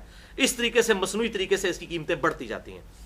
تو یہ کمرشل پلاٹس جو ہیں ان کے اوپر زکات دینی ہوگی، کیونکہ یہ آپ نے بیچنے کی غرض سے لیا ہوا ہے، یہ مال تجارت میں ہے، آپ کا کنز ہے، آپ کی جمع پونجی ہے۔ ورنہ تو اگر میرے پاس 40 تولے سونا ہے تو میں زکات سے بچنے کے لیے وہ بیچ کے ایک پلاٹ لے لوں، میں کہوں جی اس پلاٹ میں گندم وغیرہ تو اگاتا نہیں ہوں، لہٰذا میرے پہ عشر کوئی نہیں، زکات ہی کوئی نہیں۔ وہ زرعی زمین کے لیے ہے، اس پہ نہیں ہے۔ لیکن جو کمرشل پلاٹس ہیں جو آپ نے بیچنے کی غرض سے لیے ہوئے ہیں، سوائے اس پلاٹ کے جس پہ آپ نے اپنا ذاتی مکان بنانا ہے، ذاتی مکان چونکہ ضروریات اصلیہ ہے اس پہ زکات نہیں ہوگی۔ باقی جو پلاٹس آپ نے اپنی جمع پونجی رکھی ہوئی ہے اس کے اوپر آپ نے زکات نکالنی ہوگی، اور وہ بھی ہر سال آپ کیلکولیٹ کریں گے اس کی قیمت فروخت کے اعتبار سے، ایویں زبانی کلامی قیمت نہیں۔ ویسے وہ کہتے ہیں جی جناب تہاڈا پلاٹ جناب 1.5 کروڑ کا ہو گیا ہے، بیچنے جائیں تو 1 کروڑ 10 لاکھ بھی مشکل سے ملتا ہے، تو بالکل جب بیچنے والی جو قیمت ہے نا اس کے اوپر 1.5 کروڑ کے اوپر زکات نہیں دیں گے، پھر اگر 1 کروڑ کا بک رہا ہے تو 1 کروڑ کے اوپر زکات دینی ہوگی۔ اس میں یہ آسانی ہو سکتی ہے کہ جب آپ پلاٹ بیچ لیں اس کے بعد 2-3 سال آپ نے جتنے پلاٹ رکھا ہے اتنے سال کی زکات بعد میں بھی نکالی جا سکتی ہے، اگر کوئی شخص اتنی رقم نہیں رکھتا، اس میں ایک اجازت موجود ہے۔ علمی پوائنٹ نمبر 7 وہ ہے قرض کی زکات کا مسئلہ۔ آپ نے کسی کو قرض دیا، مالک تو آپ ہی ہیں بھائی، اب وہ کہتے ہیں جی میں نے تو اس کو دیا ہوا ہے، بھائی وہ تو پہلے ہی مقروض ہے، اس کے کھاتے میں کیوں زکات ڈال رہے ہیں؟ زکات تو آپ نے دینی ہے۔ ہاں ایک طریقے سے آپ زکات سے بچ سکتے ہیں کہ آپ اس کو قرض معاف کر دیں، پھر آپ کو زکات نہیں دینی پڑے گی، پھر اس کو دینی پڑے گی۔ تو یا تو یہ ہمت کریں، وہ کہتے ہیں جی وہ قرض دیا ہوا ہے جی وہ تو اس بندے نے، نہیں بھائی مالک آپ ہیں، آپ زکات دیں گے، وہ کیسے زکات دے گا؟ وہ تو پہلے ہی مقروض ہے، وہ تو نکالے گا اپنے میں سے، آپ نے زکات دینی ہے۔ اچھا اسی طریقے سے اگر کسی نے ایسے بندے کو قرض دیا کہ جس سے اس کو ملنے کی امید ہی نہیں تھی، تو اس نے کہا یہ تو تقریباً میں نے ڈبو ہی دیا مال، ایسی بھی صورتحال ہو سکتی ہے، اکثر ایسے ہی ہوتا ہے، اور اس کے ذہن میں کہ ایسا ہی ہوگا، تو پھر وہ انتظار کرے، اگر جب مال ملے اس وقت پھر وہ زکوٰۃ دے دے، اس کو یہ آسانی ہے اس معاملے میں۔ ادروائز وہ زکوٰۃ نہ دے، کیونکہ وہ تو اب پہلے ہی طے کر چکا ہے کہ یہ مال مجھے تو واپس کوئی نہیں ملنا، تو پھر وہ زکوٰۃ بے شک اس کی ادا نہ کرے، لیکن جب اس کو مل جائے پھر اس وقت ادا کرے، پچھلے سالوں کی بھی نکال کے۔ اسی طریقے سے اگر کسی کا مال ایسا ڈوب گیا ہے کہ اسے 100% یقین ہے کہ یہ مال نہیں ملے گا، پھر اچانک 4-5 سال کے بعد اس کو مل جاتا ہے، تو پھر وہ بس اس ایک سال کی زکوٰۃ نکال لے، کیونکہ اچانک اس کے پاس وہ مال ایڈ ہوا ہے، تو وہ تو ڈوبا ہوا مال تھا، بالکل ختم وہ اپنی طرف سے کر چکا ہوا تھا، تو اب جس طرح باقی مال میں کوئی مال ایڈ ہوتا ہے تو اسی سال کی زکوٰۃ نکالی جاتی، پرانے سالوں کی نہیں، تو اس ایک سال کی نکالے، اس کے بعد وہ اس زکوٰۃ کو شروع کر دے۔ علمی پوائنٹ نمبر 8 وہ ہے بھائیو جی پی ایف، گورنمنٹ کا provident fund, government provident fund G P F, اس پہ زکوٰۃ کا مسئلہ۔ یہ آج کل ہمارے آفس میں بھی بڑی بحث چل رہی تھی کہ سرکاری ملازم کی تنخواہ سے ہر مہینے گورنمنٹ کچھ پیسے نکالتی ہے اور پھر کچھ پیسے اپنی طرف سے کنٹریبیوٹ کر کے وہ جمع کرتی رہتی ہے، حتیٰ کہ ریٹائرمنٹ کے وقت اسے وہ پیسہ دے دیا جاتا ہے۔ تو کہتے ہیں جی اس کی زکوٰۃ دیکھیں جی وہ ہمارے اختیار میں ہی نہیں ہے، وہ تو گورنمنٹ نے اپنے پاس رکھا ہوا ہے۔ اچھا پھر گورنمنٹ کیا زکوٰۃ دے رہی ہے اس کی؟ نہیں دے رہی، وہ ایسے اکاؤنٹ میں رکھا ہوتا ہے جس میں سے زکوٰۃ ہی نہیں کٹتی، نہ گورنمنٹ دے رہی ہے نہ آپ دے رہے ہیں، تو پھر زکوٰۃ کون دے گا اس کی؟ وہ کہتا ہے جی گورنمنٹ کی پوچھ ہوگی۔ تو میں نے کہا پھر ٹھیک ہے، گورنمنٹ کو کاٹنے دے پھر زکوٰۃ، اب تو یہ قانون آ گیا کہ جی پی ایف پہ بھی زکوٰۃ کٹے گی۔ بلکہ ہمارے آفس میں تو انہوں نے پھر ایفیڈیوٹ باقاعدہ بھروائے ہیں کہ ہم نے یہ بھر کے دیا ہے کہ ہمارے جی پی ایف فنڈ کا جو اکاؤنٹ ہے اس میں سے زکوٰۃ نہ کاٹی جائے، ہم زکوٰۃ اپنی خود دیں گے، ادروائز گورنمنٹ نے کاٹ لینی ہے۔ تو مجھے وہ بندہ پوچھ رہا تھا کہ جی یہ تو گورنمنٹ کے ذمہ ہے، پھر میں نے کہا ایفیڈیوٹ نہ بھر کے دینا، گورنمنٹ کے ذمہ ہے، گورنمنٹ انشاءاللہ روزانہ ہر سال جو ہے کاٹ لیا کرے گی، پھر زکوٰۃ تمہارے ذمہ تو نہیں رہے گی۔ وہ ایفیڈیوٹ بھی بھر کے دے دیتے ہیں اور پھر کہتے ہیں جی گورنمنٹ کی ملکیت ہے، آپ کی ملکیت ہے۔ ہاں اس میں یہ آسانی ہو سکتی ہے اگر آپ نہیں دے سک رہے، جب بعد میں مل جائے اس وقت پچھلے سارے سالوں کی دیں، لیکن عافیت اس میں ہے کہ ساتھ ساتھ اس کی زکوٰۃ دیتے جائیں۔ یہاں پر ایک اور مسئلہ میں جی پی ایف کے حوالے سے سرکاری ملازموں کے لیے بتا دوں کہ جی پی ایف میں سود بھی لگتا ہے، اور کئی آفیسز میں اس چیز کی اجازت موجود ہے، خود ہمارے آفس میں بھی، کہ آپ یہ لکھ کے دے دیں کہ میرا جو اکاؤنٹ ہے جی پی ایف کا وہ انٹرسٹ فری کر دیا جائے، کہ میرے اکاؤنٹ پہ سود نہ لگے، تو پھر سود کے بغیر آپ کو ریٹائرمنٹ کے وقت رقم ملے گی، لیکن وہ بہت کم ہوتی ہے، وہ پھر آپ کو اللہ سے ہی لینی پڑے گی قیامت والے دن انشاءاللہ۔ مثلا میں اگر ابھی اسی پوسٹ سے ریٹائر ہوں تو مجھے تقریباً 1.5 کروڑ روپیہ ملتا ہے اگر سود کے ساتھ، کیونکہ وہ کمپاؤنڈ انٹرسٹ لگتا ہے اس کے اوپر، جو جی پی ایف ہوتا ہے نا اس پہ بہت زیادہ ریٹ ہوتا ہے، عام اگر 5 یا 8% ہے تو وہ 15 سے 20 یا 25% تک ہوتا ہے، لیکن اس طریقے سے مجھے 10 لاکھ روپے ملے گا، اور 10 لاکھ اور 1.5 کروڑ کی آپس میں کیا نسبت بنتی ہے؟ لیکن اللہ تعالیٰ اس 10 میں بھی برکت دے تو بہت برکت ہے۔ تو ہم نے تو بھائیو اکثر ہمارے آفس میں لوگوں نے ایفیڈیوٹ بھر دیا ہے کہ ہمارا انٹرسٹ فری کر دیا جائے جی پی ایف پہ۔ لوگ کہتے ہیں نہیں جی یہ تو گورنمنٹ تحفہ دے رہی ہے، ابھی مولوی بھی ہے نا فتوے دینے والے، وہ کہتے ہیں جی تانوں کیا ہے جی اکھاں بند کر لو کبوترات، گورنمنٹ دے رہی ہے لے لو۔ یار ہمیں تو پتہ ہے اس بات کا، کہتے نہیں جی نہیں آپ ہم بچ سکتے ہیں جہاں، وہ پھر اور بہانے بناتے ہیں، وہ کہتے ہیں جی دیکھو جی یہ جو تسی کرتا پایا ہے نا جی، یہ کرتا بھی جس مشین پہ بنا ہے وہ بھی سود پہ آئی ہوئی ہے، تو سود تو آپ تک پہنچ رہا ہے، یہ اکثر لوگ کہتے ہیں، اور جس سود کا دھواں تو پہنچ ہی رہا ہے، تو ڈائریکٹ بھی کھا لیا جائے تو کیا ہے؟ اس کا پھکی والا جواب، اینٹی وینم، لاجیکل آنسر، الزامی جواب بھی لے لیں۔ ان کو یہ کہیں کہ الحمدللہ ہم اپنے اس ایٹماسفیئر کے اندر ہزاروں جراثیم انہیل کرتے ہیں کہ نہیں؟ جتنی بار سانس لیتے ہیں یہ چلتے ہوئے کتنے جراثیم اندر جا رہے ہیں، دھواں پہنچ رہا ہے نا۔ تو ان کو کہیں یہ امرود کیڑوں والے آپ کے سامنے رکھتے ہیں، آپ اس کو کھولیں کیڑے موٹے موٹے نظر آئے لیکن آپ کھا لیں، اتنے جراثیم بھی کھا رہے ہیں نا تو کیڑوں والے امرود بھی کھا لیں، خیر ہے، کیا ہے سود کا دھواں پہنچ ہی رہا ہے نا، ڈائریکٹ بھی کھا لیں تو خیر ہے۔ تو ادھر کہیں گے نہیں نہیں نہیں اس سے تو بچ سکتے تھے، تو بھئی جہاں جہاں بچیں گے وہاں بچنا فرض ہے۔ لا یکلف اللہ نفسا الا وسعها، اللہ تعالیٰ کسی جان کو اس سے زیادہ نہیں آزماتا جتنی اس کی طاقت ہے، ہماری طاقت نہیں ہے اس معاملے میں بچنے، لیکن جہاں جہاں بچ سکتے ہیں وہاں وہاں سود سے بچنا ضروری ہے، والعیاذ باللہ تعالی۔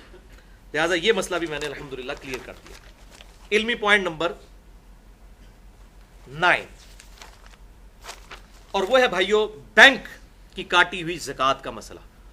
یکم رمضان کو پاکستان کے اندر تو ہمارے بینک جو ہیں وہ سیونگ اکاؤنٹ سے زکوٰۃ کاٹ لیتے ہیں، اسی لیے لوگ ایک دو دن پہلے پیسے نکلوا لیتے ہیں اور ٹھیک کرتے ہیں، کیونکہ ہمیں اعتماد نہیں ہوتا اپنی گورنمنٹ پہ کہ زکوٰۃ صحیح جگہ لگے گی۔ یہ نہیں ہے کہ نہیں لگتی، لگتی بھی ہے، نہیں بھی لگتی ہے، مکس ہے معاملہ، ڈیفینیٹ فتویٰ تو نہیں لگا سکتے۔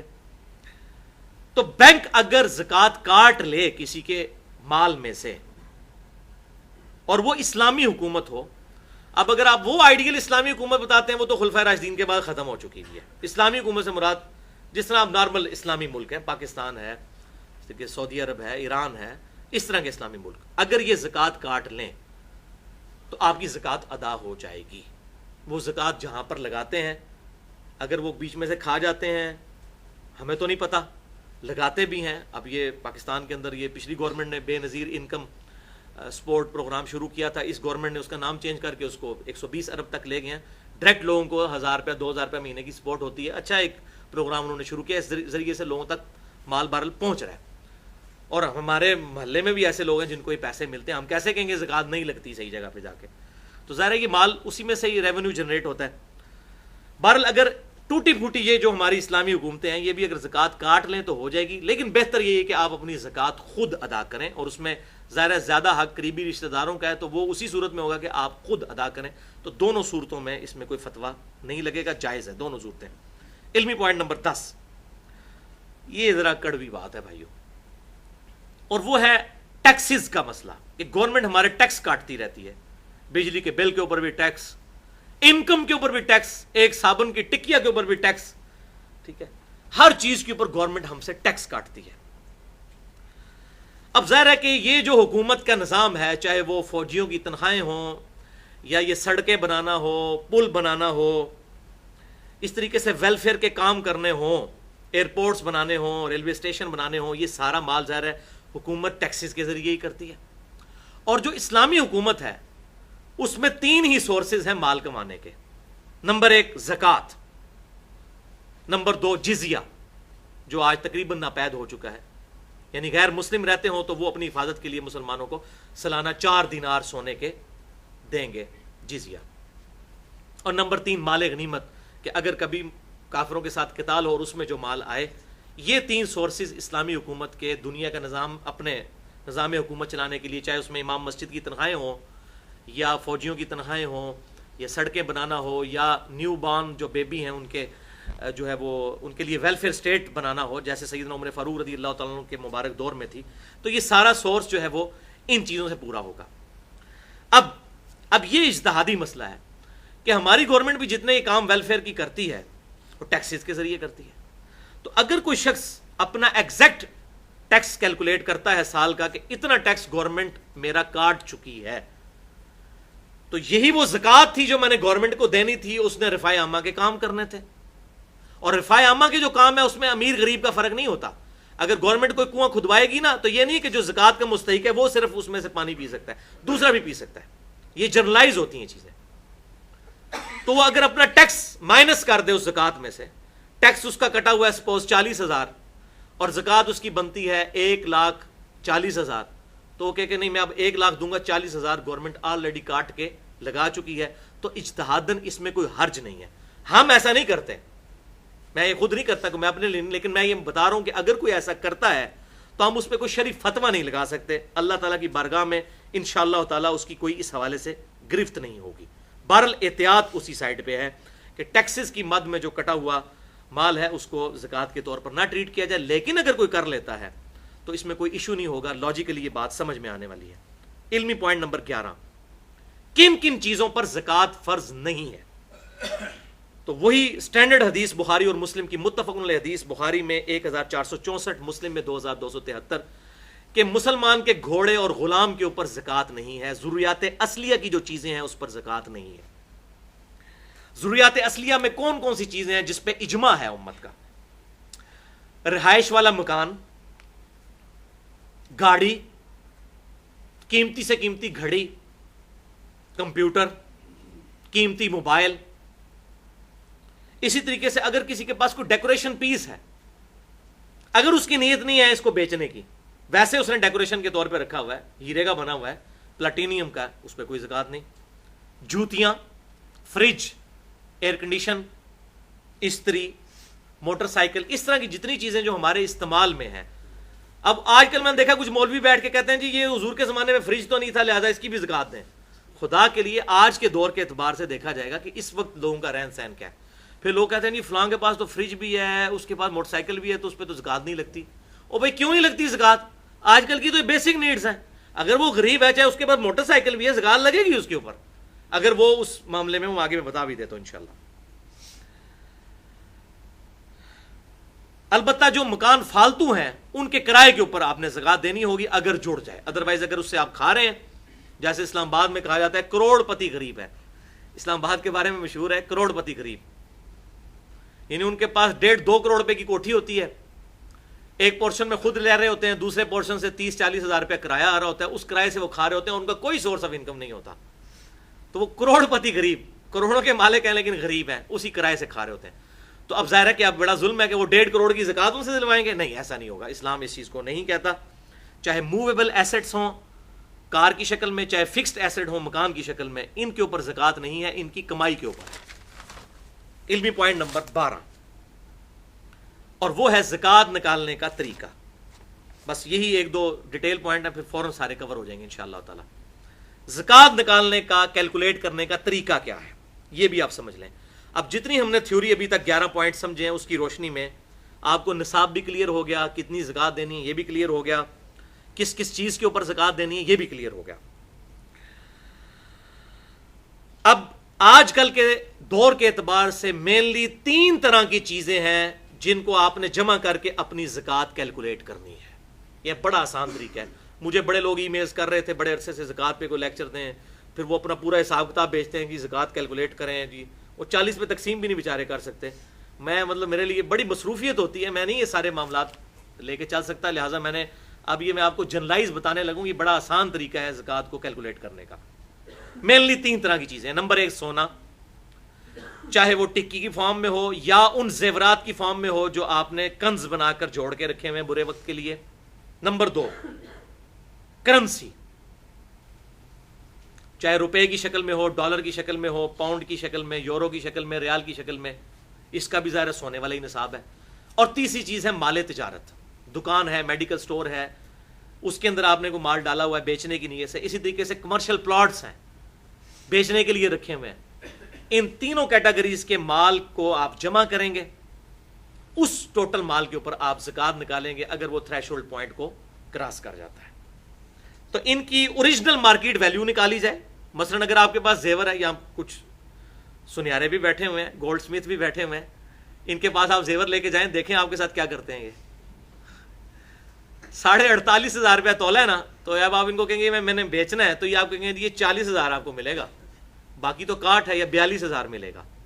تو اس 40 یا 42,000 کے اوپر زکات ہوگی، 48,000 کے اوپر زکات نہیں ہوگی. 48,500 کے اوپر جو اس کو آپ بیچنے جائیں اس وقت جو آپ کو نیٹ مل رہا ہے، شریعت کسی پہ ظلم نہیں کرتی، جو اس وقت مال مل رہا ہے اس کی قیمت آپ لگوائیں کاٹ نکال کے. کیونکہ یہاں پر کاٹ اس لیے ڈالی جاتی ہے، وہ 24 کیرٹ سونا تو نہیں ہوتا، اس کو 22 کیرٹ کر دیتے ہیں، اور وہ جو اس کی مزدوری ہے اس میں ڈال کے تو وہ 24 کیرٹ کے پیسے چارج کر لیتے ہیں. یعنی کان کو ایسے کر کے پکڑتے ہیں.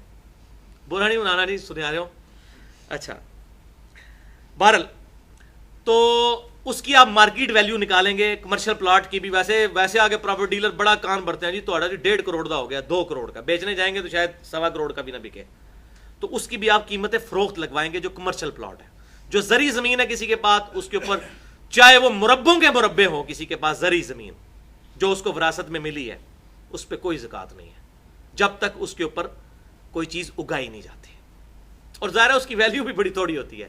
اسلام آباد میں 1 کنال کے پلاٹ کے آپ کئی مربع خرید سکتے ہیں زرعی زمین، ان کی تو ویلیو بڑی تھوڑی ہوتی ہے جو اس طرح کی زرعی زمینیں ہوتی ہیں. بہرحال اب یہ تینوں طرح کی چیزوں کو، یعنی سونے کو اور کرنسی کو، چاہے وہ روپیہ ہو، چاہے وہ ڈالر ہو یا پاؤنڈ ہو یا ریال ہو، اور تیسری چیز مال تجارت کو، ان تینوں کی آپ رقم نکالیں کتنی بنتی ہے. ان تینوں کو جمع کرنے کے بعد پھر اس کو 40 پہ تقسیم کریں، اور جو جواب آئے وہ آپ زکات دیں گے.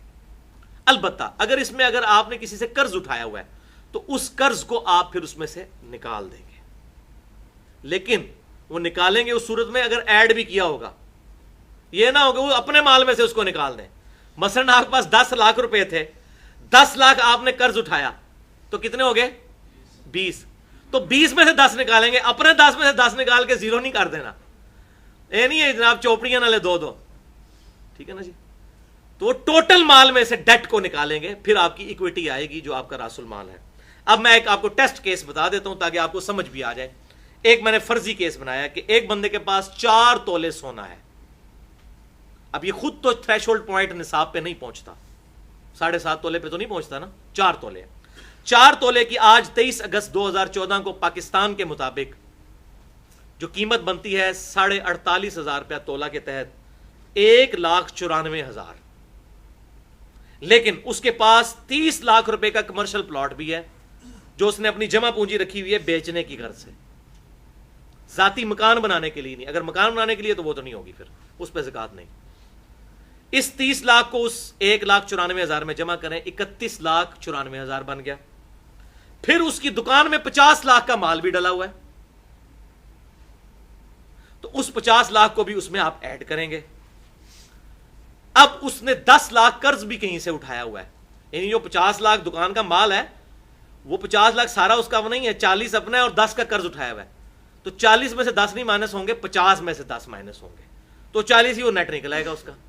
یہ 40 لاکھ بھی جمع کر لیں، 30 لاکھ کا پلاٹ بھی جمع کر لیا، 4 تولے سونے کی قیمت بھی جمع کر لی. اب اس کی کل بچت جو بنی 81,94,000 اور 10 لاکھ آپ نے اس میں سے قرض جو لیا ہوا وہ نکال دیا تو بنا 71,94,000.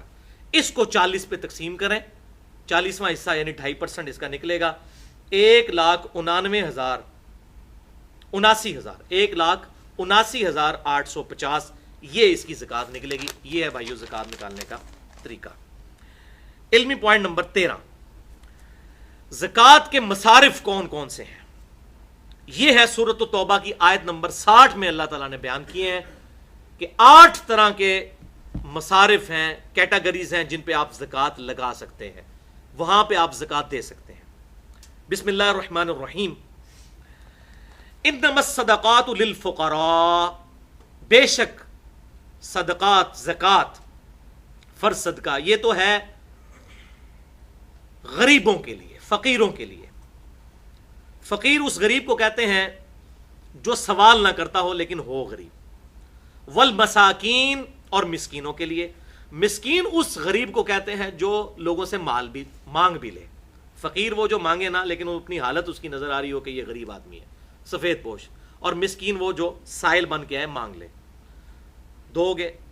نمبر 3 والعاملین، اور زکات وصول کرنے والے یعنی سرکاری ملازم جو اس ڈیوٹی پر ہیں کہ لوگوں سے جا کے زکات کیلکولیٹ کرتے ہیں، کولیکٹ کرتے ہیں. اس زمانے میں بھی ظاہر ہے اونٹ بکریاں اور یہ گائے وغیرہ لے کے آنا یہ بڑی ذمہ داری کا کام تھا، اتنی دور سے جا کے یہ ساری چیزیں. تو باقاعدہ لوگ ہوتے جو عاملین کہلاتے تھے. 3 ہو گئی. نمبر 4 والعاملین علیہا، جو ان پر وصول کرنے والے ہیں. نمبر 4 والمؤلفۃ القلوبہم، اور جو تالیف قلب کے لیے جو مال ہے وہ بھی دیا جا سکتا ہے. کوئی نیو مسلم ہے، ابھی وہ اتنا صحیح طریقے سے اسلام کی طرف نہیں آیا، اس کو اسلام سے محبت دلانے کے لیے آپ اس کی مدد کر دیتے ہیں کہ چلو یہ اسلام میں آیا، ہم سب لوگ مل کے اس کی مدد کریں. تو زکوٰۃ میں سے ہو سکتی ہے. آپ صلی اللہ علیہ وسلم نیو مسلم کی کیا کرتے تھے، بخاری اور مسلم میں موجود ہے. آپ صلی اللہ علیہ وسلم نے غزوہ حنین کے موقع پر ابو سفیان کو 100 اونٹ دیے تھے تالیف قلب کے لیے. تو اس طرح آپ صلی اللہ علیہ وسلم دیا کرتے تھے کسی کے دل میں اسلام کو پکا کرنے کے لیے تاکہ ان کا ایمان پکا ہو جائے. نمبر 5 وفی الرقاب، اور غلام آزاد کرنے کے لیے.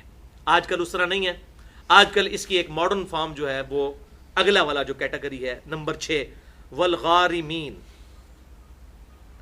مقروض لوگ، ان کی گردن چھڑانے کے لیے. کوئی بہت قرضے کے تلے دب چکا ہے، اس کو اس قرضے سے آزاد کروانے کے لیے آپ زکوٰۃ دے سکتے ہیں. اسی طریقے سے غلام آزاد کرنا یہ بھی ہو سکتا ہے کہ کوئی بندہ بیچارہ بے قصور کسی تھانے میں قید ہو گیا اور آپ ضمانت میں کچھ پیسے دینے پڑ جاتے ہیں آپ کو اس کو نکالنے کے لیے، یا کسی سے غلطی سے قتل ہو گیا، اب اس کی دیت ڈیمانڈ کر رہے ہیں اور اس کے پاس کچھ نہیں دینے کو، تو اس کی دیت کی طرف سے بھی یہ ادا کیا جا سکتا ہے زکوٰۃ کا پیسہ. اس پہ حدیث بھی موجود ہے، وہ اینڈ پہ میں بتا دوں گا.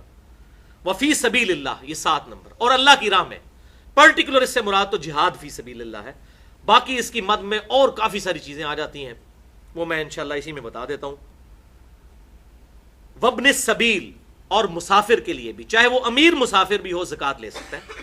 ظاہر ہے کہ آج سے 60-70 سال پہلے تک لوگ پیدل سفر کرتے تھے، اب مجھے بتائیں حج کرنے کے لیے ہمارے انڈیا پاکستان سے لوگ تقریباً 4 مہینے کا سفر پیدل طے کرتے تھے۔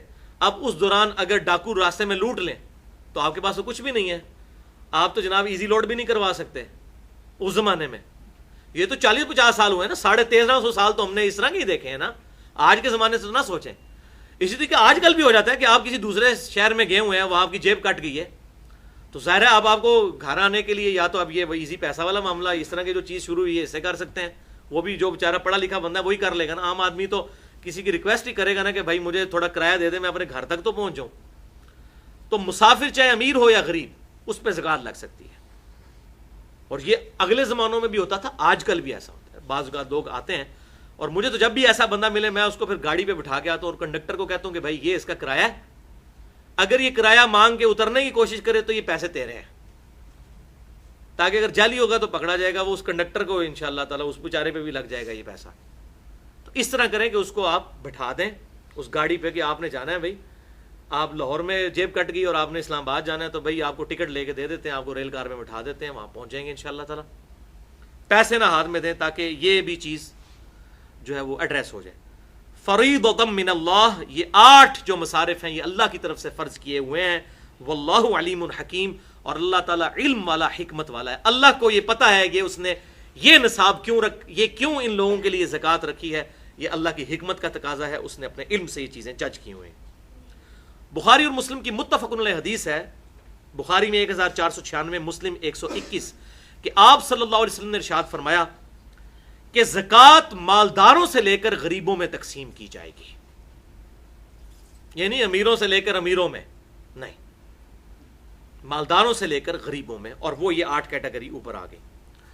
اس بات پر بھی اجماع ہے کہ میاں اپنی بیوی کو زکوٰۃ نہیں دے سکتا اور بیوی اپنے خاوند کو زکوٰۃ نہیں دے سکتی۔ ویسے تو بخاری اور مسلم میں آتا ہے کہ جو مرد اپنے بال بچوں پہ جو کچھ لگاتا ہے وہ صدقہ ہے، لیکن وہ زکوٰۃ نہیں لگا رہا ہوتا، مراد یہ اللہ کے حضور صدقہ لکھا جائے گا، جیسے میں نے پچھلی دفعہ کتنی بتائیں، سبحان اللہ بھی کہنا صدقہ ہے، الحمدللہ کہنا بھی صدقہ ہے، لا الہ الا اللہ بھی صدقہ ہے، اللہ اکبر بھی صدقہ ہے۔ اس طرح میاں بیوی کا ایک دوسرے پہ خرچ کرنا بھی صدقہ ہے، اور اس میں صحیح مسلم کی میں نے حدیث بتائی تھی، ایون میاں بیوی کا آپس میں ازدواجی تعلق قائم کرنا بھی صدقہ ہے، اس پہ بھی ثواب ملے گا، لیکن آپس میں ایک دوسرے کو زکوٰۃ نہیں دے سکتے۔ وہ جو فتاوی عالمگیریہ والا مسئلہ ہم نے سنا، وہ والا چکر بھی نہیں کر سکتے، ہیلا بازی بھی نہیں کر سکتے۔ اسی طریقے سے اس پہ بھی اجماع ہے کہ اولاد کو زکوٰۃ نہیں دی جا سکتی، اولاد اپنے ماں باپ کو نہیں دے سکتی۔ ماں باپ میں اس کے اپنے ماں باپ بھی شامل ہیں، دادی دادا بھی شامل ہیں، اور نانی نانا بھی شامل ہیں، یعنی آپ خود جس کی اولاد ہے یا جو آپ کی نسل سے ہے ان کو آپ ڈائریکٹ زکوٰۃ نہیں دے سکتے، لیکن بہن بھائیوں کو آپ زکوٰۃ دے سکتے ہیں، اور سب سے افضل زکوٰۃ یہی ہے۔ بخاری اور مسلم کی متفق علیہ حدیث ہے، بخاری میں 1466، مسلم میں 2318، اور سنن نسائی میں بھی ڈیٹیل کے ساتھ 2583 ہے۔ آپ صلی اللہ علیہ وسلم نے فرمایا کہ عام غریب آدمی کو صدقہ دینے کا 1 اجر ہے، اور رشتہ دار غریب کو دینا 2 اجر ہے، کیونکہ اس میں اللہ تعالیٰ صدقے کا اجر بھی دے گا اور رشتہ داروں کے ساتھ حسن سلوک اور صلہ رحمی کرنے کا اجر بھی دے گا، لہٰذا رشتہ داروں کو دینا زیادہ افضل ہے، ڈبل ثواب ہے۔ اور یہ اس لیے ہے کہ اکثر جیلسی بھی رشتہ داروں میں ہوتی ہے، یہ تویز دھاگے بھی رشتہ دار کرواتے ہیں، ایک دوسرے کو وہ پھلتا پھولتا نہیں دیکھ سکتے، دوسرا بندہ کبھی بھی آپ سے جیلس نہیں ہوتا۔ تو اللہ تعالیٰ نے ہماری اسی انسٹنکٹ پہ اسٹرائک کیا ہے کہ سب زیادہ ثواب ملے گا رشتہ داروں کو دو، اور اکثر لوگ ناراض ہوتے ہیں، اس نے منو اپنی دھی کا رشتہ نہیں دیتا سی تے انہیں یہ نہیں سی کیتا جی، میں تو گھر بھی نہیں وڑنا، اس نے مجھے اپنی بیٹی کا رشتہ نہیں دیا تھا، میں نے جانا ہی نہیں ہے، وہ غریب ہیں۔ لوگوں کو زکوٰۃ دیتے رہیں گے اور اپنے غریب بہن بھائیوں کو زکوٰۃ نہیں دیتے، یہ بہت غلط پریکٹس ہے، اللہ تعالیٰ اس سے محفوظ فرمائے۔ اچھا، اس پہ بھی اجماع ہے امت کا کہ جو فرض صدقہ ہے یہ صرف مسلمان کو دیا جائے گا، فرض صدقہ یعنی زکوٰۃ۔ ہاں، زکوٰۃ کے علاوہ جتنا ہے، جیسے قربانی کا گوشت ہے وہ فرض نہیں ہے، سنت موقدہ ہے۔ اس طریقے سے ہاں، منت کا جو ہوگا، جیسے یہ منت مانتا ہے کوئی کہ میں بکرا دوں گا اللہ کے نام کا، منت تو وہ بھی واجب میں آ جاتی ہے، وہ بھی آپ غیر مسلم کو نہیں دے سکتے، لیکن عام حالت میں آپ جو جتنی بھی نظر نیاز کرتے ہیں اللہ کی راہ میں خرچ کریں، اس میں مسلمان کو دیں یا غیر مسلم کو، دونوں صورتوں میں ثواب ہوگا. یہ نہیں ہے کہ مسلمان کو دینے سے ہی ہوگا، لیکن جو فرض صدقہ ہے وہ صرف فرض زکوٰۃ وہ صرف مسلمان کو دے سکتے ہیں، غیر مسلم کو نہیں دے سکتے. اب رہا فی سبیل اللہ کا مسئلہ. تو بھائیو فی سبیل اللہ کی مد بہت بڑی ہے. اللہ تعالیٰ نے فی سبیل اللہ کہہ کے مسئلہ امت کا حل کر دیا ہے.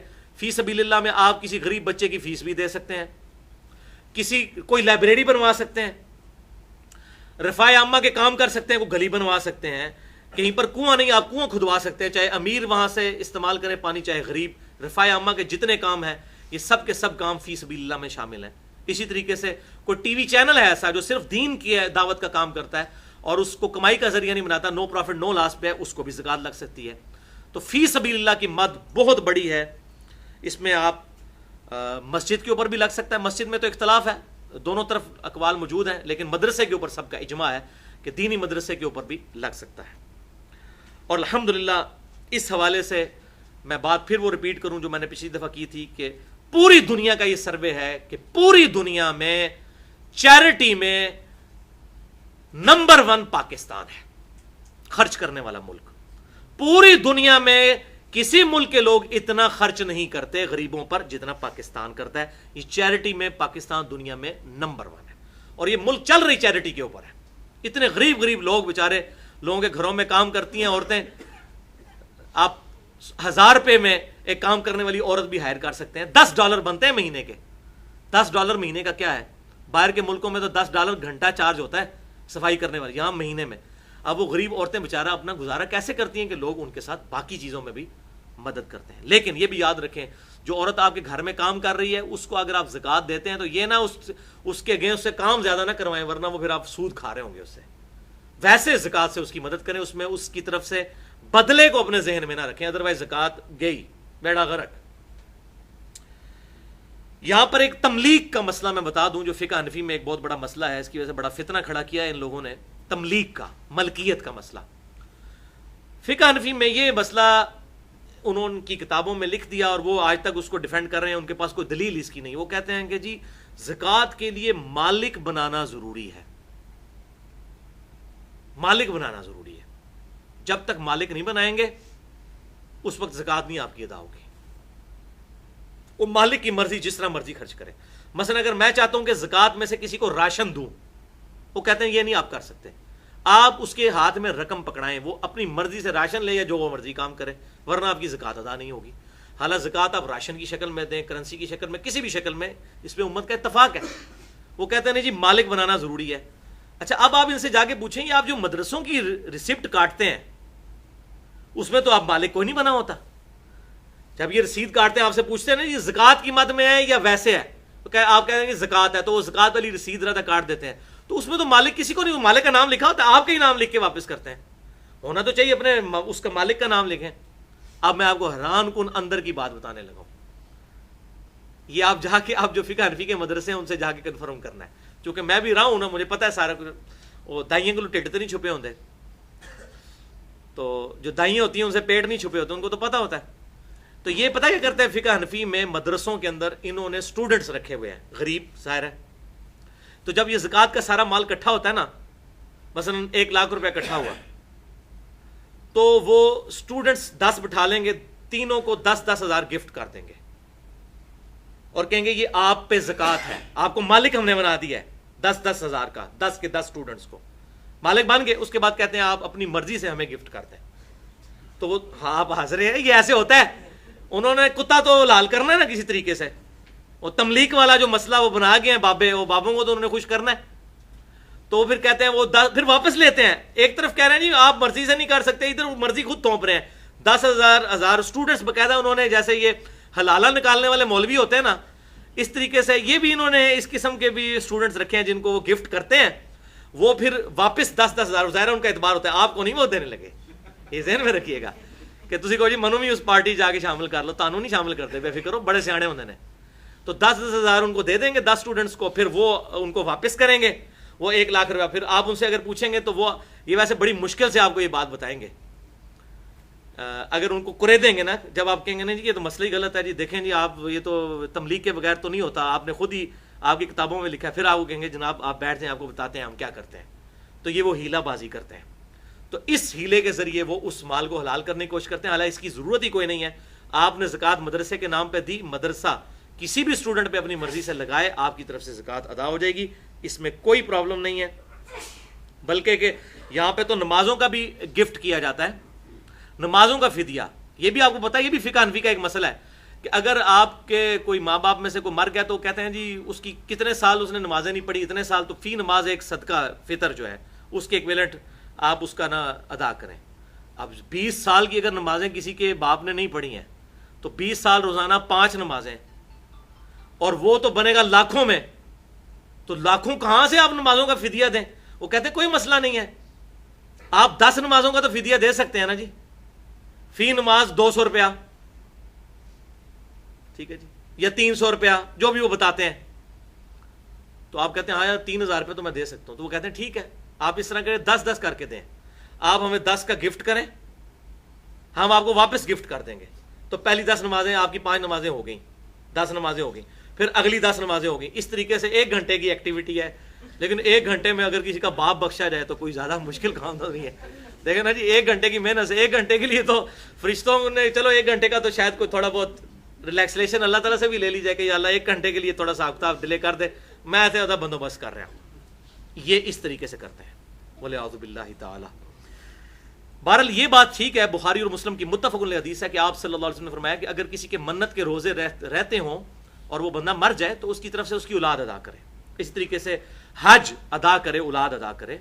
کسی نے اس طریقے سے منت مانی ہو تو اولاد پوری کرے گی. لیکن نمازوں کا کہیں نہیں ملتا کہ جی وہ جو نمازیں اس طرح فرض نمازیں. ہاں منت کی نماز اگر کسی نے مانی ہوئی ہے تو اولاد منت اس کی طرف سے پوری کر سکتی ہے، لیکن وہ پیسے دے کے نہیں، خود نماز پڑھ کے.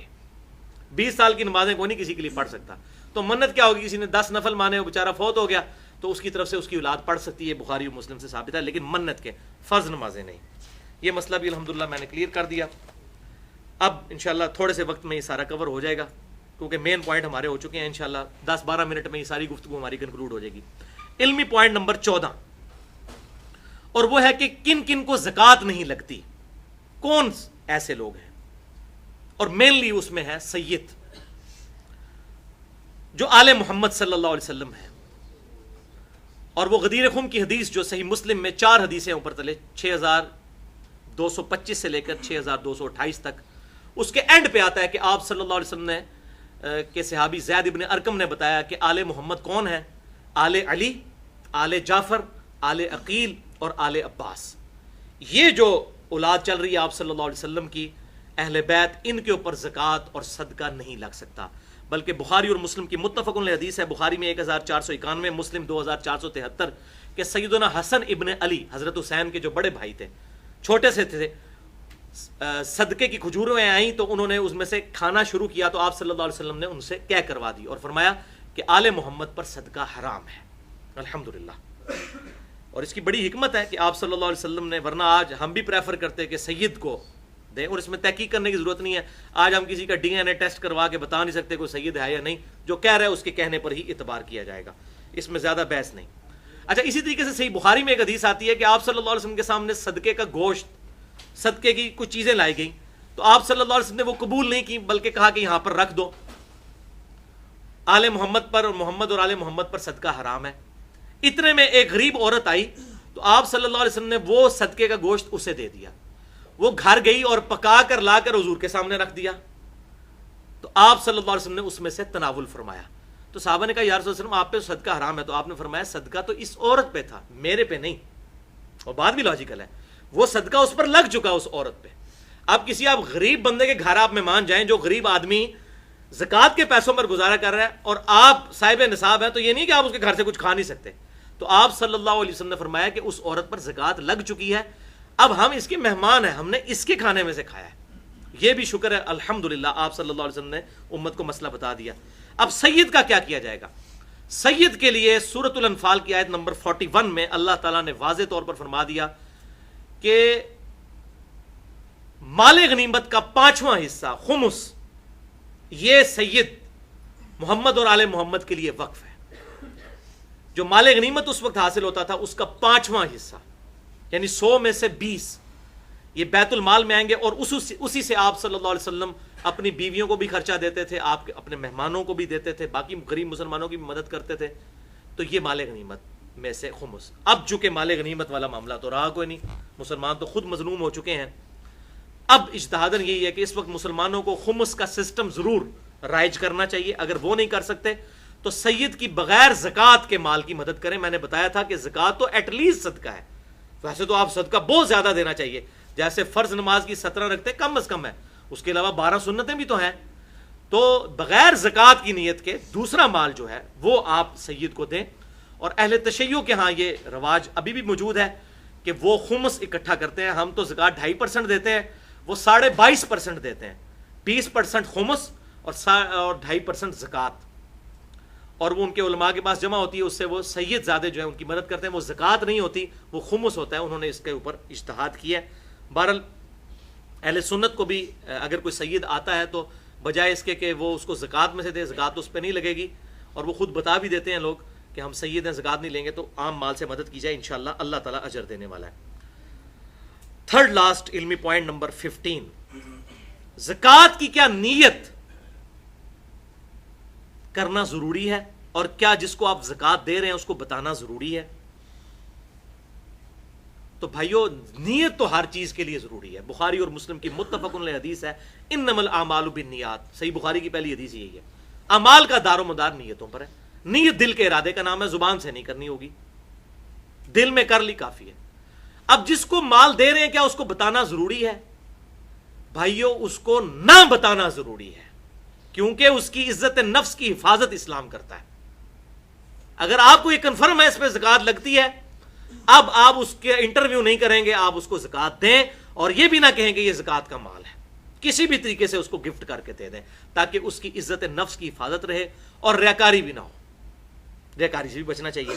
اچھا، اس حوالے سے سورۃ البقرہ کی آیت نمبر 262 سے 266 تک پوری ڈیٹیل ہے، ایک صفحے کی تقریباً یہ آیات ہیں قرآن پاک میں، آپ پڑھ لیں 262 سے 266 تک، کہ اللہ تبارک و تعالیٰ نے ارشاد فرمایا کہ وہی صدقہ اللہ تعالیٰ قبول کرتا ہے کہ جس کو صدقہ اور خیرات کرنے کے بعد کسی پر احسان نہ جتایا جائے۔ پھر ساتھ ارشاد فرمایا کہ اپنے صدقہ اور خیرات کو بعد میں احسان جتا کر ضائع مت کرو، اس سے بہتر ہے تم کسی سے اچھی بات کر لو، بجائے مالی مدد کرنے کے اگر اچھی بات کر لو وہ تو اللہ کے حضور قبول ہو جائے گی، لیکن جس مال کو دے کر اس کو بعد میں اذیت دی، احسان جتایا، تو یہ اللہ تعالیٰ قبول نہیں کرے گا۔ اور پھر آگے ارشاد فرمایا مثال دے کر کہ ایک چٹیل پتھر ہو، بالکل پلین پتھر، اس پر مٹی ہو، اور اس پر تیزی سے آ کر بارش پڑے تو تھوڑی دیر کے بعد اس پر مٹی کا نام و نشان نہیں رہے گا۔ بالکل اس طریقے سے تمہارے صدقہ اور خیرات ضائع ہو جائیں گے اگر تم نے بعد میں کسی پر احسان جتایا یا اس یہ ریاکاری والا معاملہ کیا، ولیعوذ باللہ تعالی۔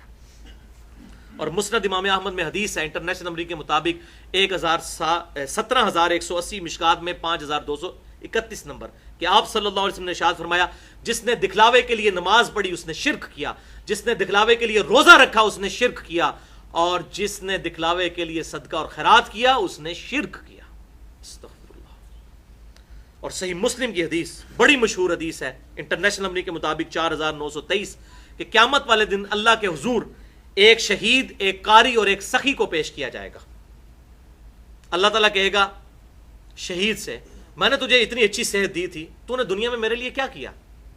کہے گا یا اللہ تیرے لیے میں لڑا اور شہید ہو گیا۔ اللہ تعالیٰ فرمائے گا تو اس لیے لڑا تھا کہ لوگ تجھے بڑا بہادر کہیں، لہٰذا لوگوں نے تجھے بہادر کہا، تجھے دنیا میں ہی اپنے اعمال کا اجر مل چکا۔ پھر قاری کو، عالم کو اللہ تعالیٰ بلائے گا، وہ کہے گا یا اللہ میں نے تو بڑی دین کی خدمت کی تھی، تو اللہ تعالیٰ فرمائے گا تو نے سب کچھ اس لیے کیا تاکہ لوگ تجھے کہیں بڑا عالم فاضل ہے، لہٰذا لوگوں نے بڑی تعریف کی تیری، بڑے بڑے لگایا، جناب زبدۃ الفاضل اور شیخ المحدثین اور شیخ جو ہے وہ قرآن، یہ ساری چیزیں تیری بڑی خواہش تھی نا، لگ گئی تیرے مرنے کے بعد بھی، حافظہ اللہ اور رحمہ اللہ اور جناب دامت برکاتہم العالیہ اور پتہ نہیں کیا مدہ ذلہ عالیہ، پتہ نہیں کیا کچھ، تو یہ سارا کچھ اتنے ٹائٹل جو تو ہیں تغمے لے چکا ہے نشان حیدر کے دنیا میں۔ اور اسی طریقے سخی کو بلایا جائے گا کہ یا اللہ میں نے تو اتنا تیری مال میں خرچ، تیری راہ میں خرچ کیا، میں نے تو مسجد میں جب ٹوٹیاں لگوائیں اس کے اوپر باقاعدہ پلیٹ لگوائی تھی کہ یہ میں نے لگوائی ہے، اب بھی تجھے یقین نہیں آیا یا اللہ؟ ولیعوذ باللہ تعالی۔ یہ ان بریکٹس ہے، اللہ تعالیٰ فرمائے گا یہ سب کچھ تو نے اس لیے کیا کہ لوگ تجھے کہیں بڑا نیکوکار ہے. اور لوگ باقاعدہ اعلان کرواتے ہیں جی یہ فلانے چودھری صاحب نے دیتا ہے جی، یہ 10 دیجیے، ملک صاحب نے دیتا ہے جی، مرزا صاحب نے دیتا ہے، فلاں صاحب نے دیتا ہے. تو اللہ تعالیٰ فرمائے گا تیری دنیا میں بڑی تعریف ہوئی کہ بڑا سخی تھا. پھر آپ صلی اللہ علیہ وسلم ارشاد فرماتے ہیں اللہ تعالیٰ تینوں کو اوندہ منہ کر کے دوزخ میں ڈال دے گا. وَلِعَوْذُ بِاللَّهِ تَعَالَى اللَّهُمَّ أَجِرْنِي مِنَ النَّارِ. صحیح مسلم میں ایک اور حدیث ہے 6543 کہ آپ صلی اللہ علیہ وسلم نے فرمایا اللہ تعالیٰ تمہاری شکلوں اور مال کو نہیں دیکھتا بلکہ دلوں اور اعمال کو دیکھتا ہے. اگر دل میں صحیح نیت ہے پھر یہ اعمال قبول ہے. شکل سے، پگڑی اور داڑھی اور تسبیحوں سے، شلوار ٹخنے اوپر کر کے آپ پبلک کو تو بہت اچھا دھوکہ دے سکتے ہیں، اپنی خوبصورت شکلوں سے اللہ تعالیٰ کو نہیں دے سکتے، نہ میں نہ آپ. اللہ تعالیٰ شکلوں اور مال کو نہیں دیکھتا. اور ہم دیکھتے ہی یہ چیزیں ہیں. کتنے نورانی بزرگ ہیں اس کے ساتھ لگ گئے یا مال کی وجہ سے، اور اللہ تعالیٰ فرما رہا ہے نہیں، اللہ تعالیٰ دلوں اور اعمال کو، جس کے دل میں اچھی نیت ہوگی اور اس کے اعمال بھی اچھے ہوں گے. اور ایک اور حدیث بخاری اور مسلم کی متفق علیہ حدیث ہے، بخاری میں 660، مسلم میں 2380 کہ آپ صلی اللہ علیہ وسلم نے ارشاد فرمایا 7 لوگوں کو اللہ تعالیٰ کے عرش کا سایہ نصیب ہوگا اس قیامت کے دن جس دن کوئی سایہ نہیں ہوگا سوائے عرش کے سائے کے.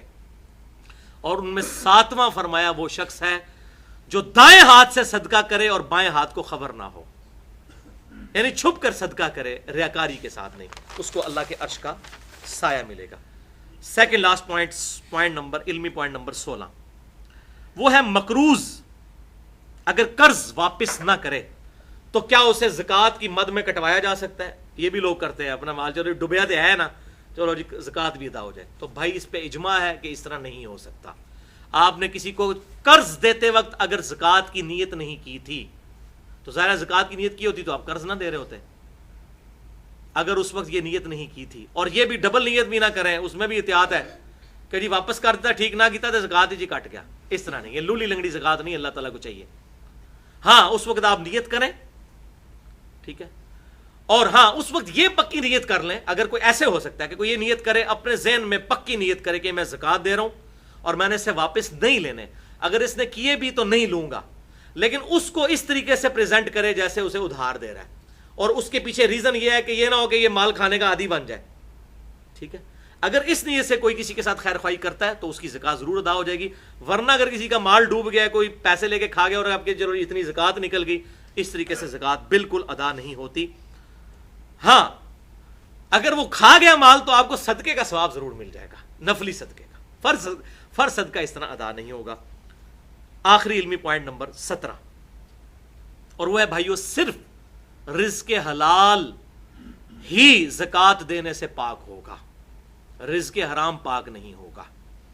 جس طرح ابھی یہاں پر ایک بہت بڑے سنگر ہیں، انہوں نے کروڑوں روپیہ حرام کا کمایا اور اب اس کے ذریعے کمائی کر کے تو وہ اب آگے کہنا جی اب میں اپنا مال پاک کر لوں گا. اس طرح نہیں ہوتا.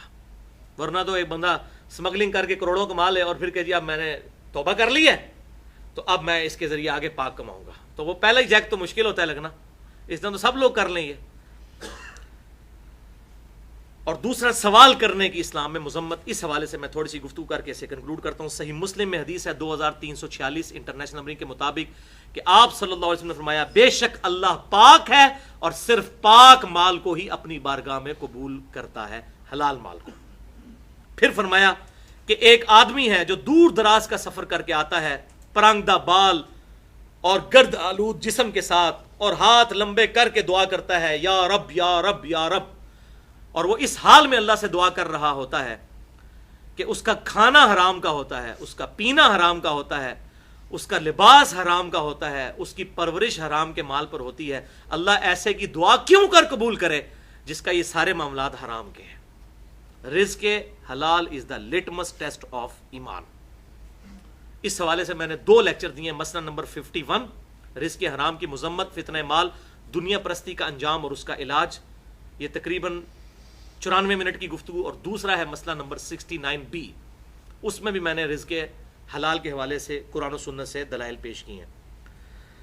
ایک اور حدیث بخاری اور مسلم کی متفق علیہ حدیث ہے، بخاری میں 1474، مسلم میں 2398 کہ آپ صلی اللہ علیہ وسلم نے ارشاد فرمایا آدمی لوگوں سے مانگتا رہے گا یعنی یہ جو ویسے فقیر جعلی بنے ہوتے ہیں نا، پروفیشنل بیگرز، ان کے بارے میں آدمی لوگوں سے مانگتا رہے گا یہاں تک کہ قیامت کے دن اللہ کے حضور اس حال میں پیش ہوگا کہ اس کے چہرے پر گوشت نہیں ہوگا.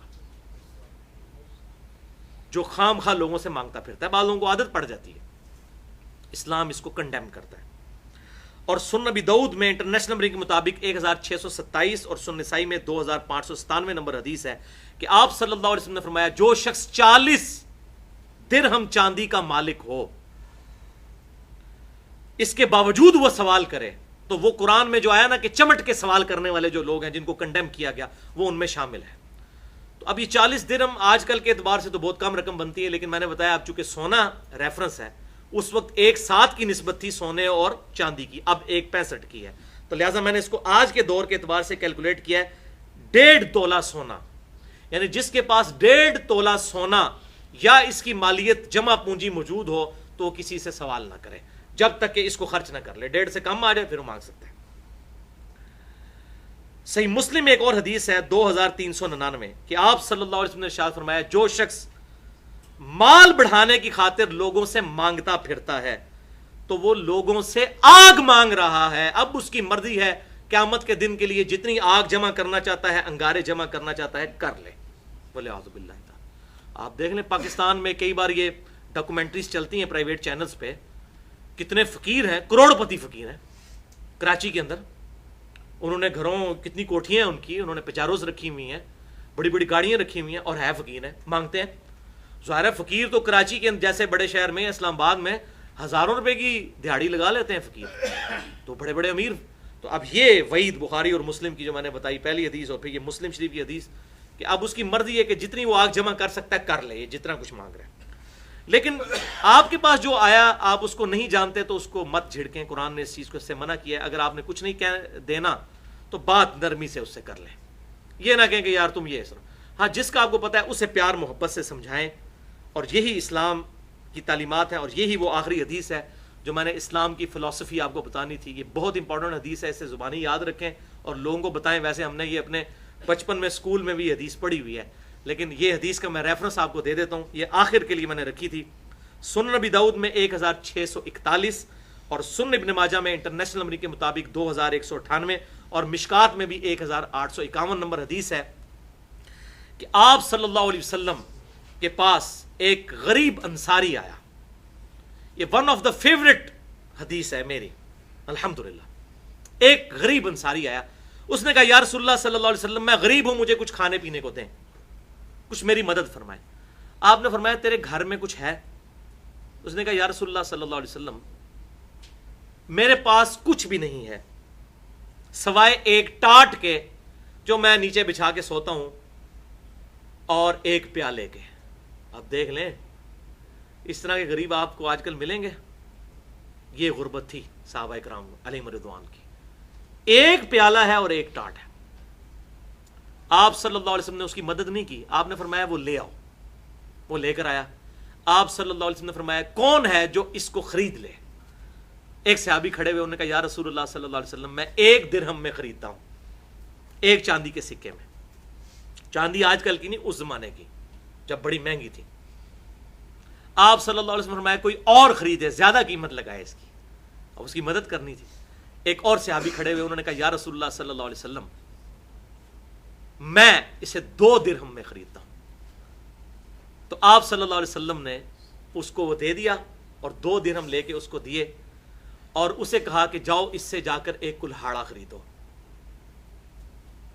وہ شخص بازار سے جا کر کلہاڑا خرید کر لایا تو آپ صلی اللہ علیہ وسلم نے اپنے مبارک ہاتھوں سے اس میں دستہ فٹ کیا. اللہ اکبر کبیرہ. آپ شفقت دیکھیں، حریص علیکم بالمؤمنین رؤوف رحیم.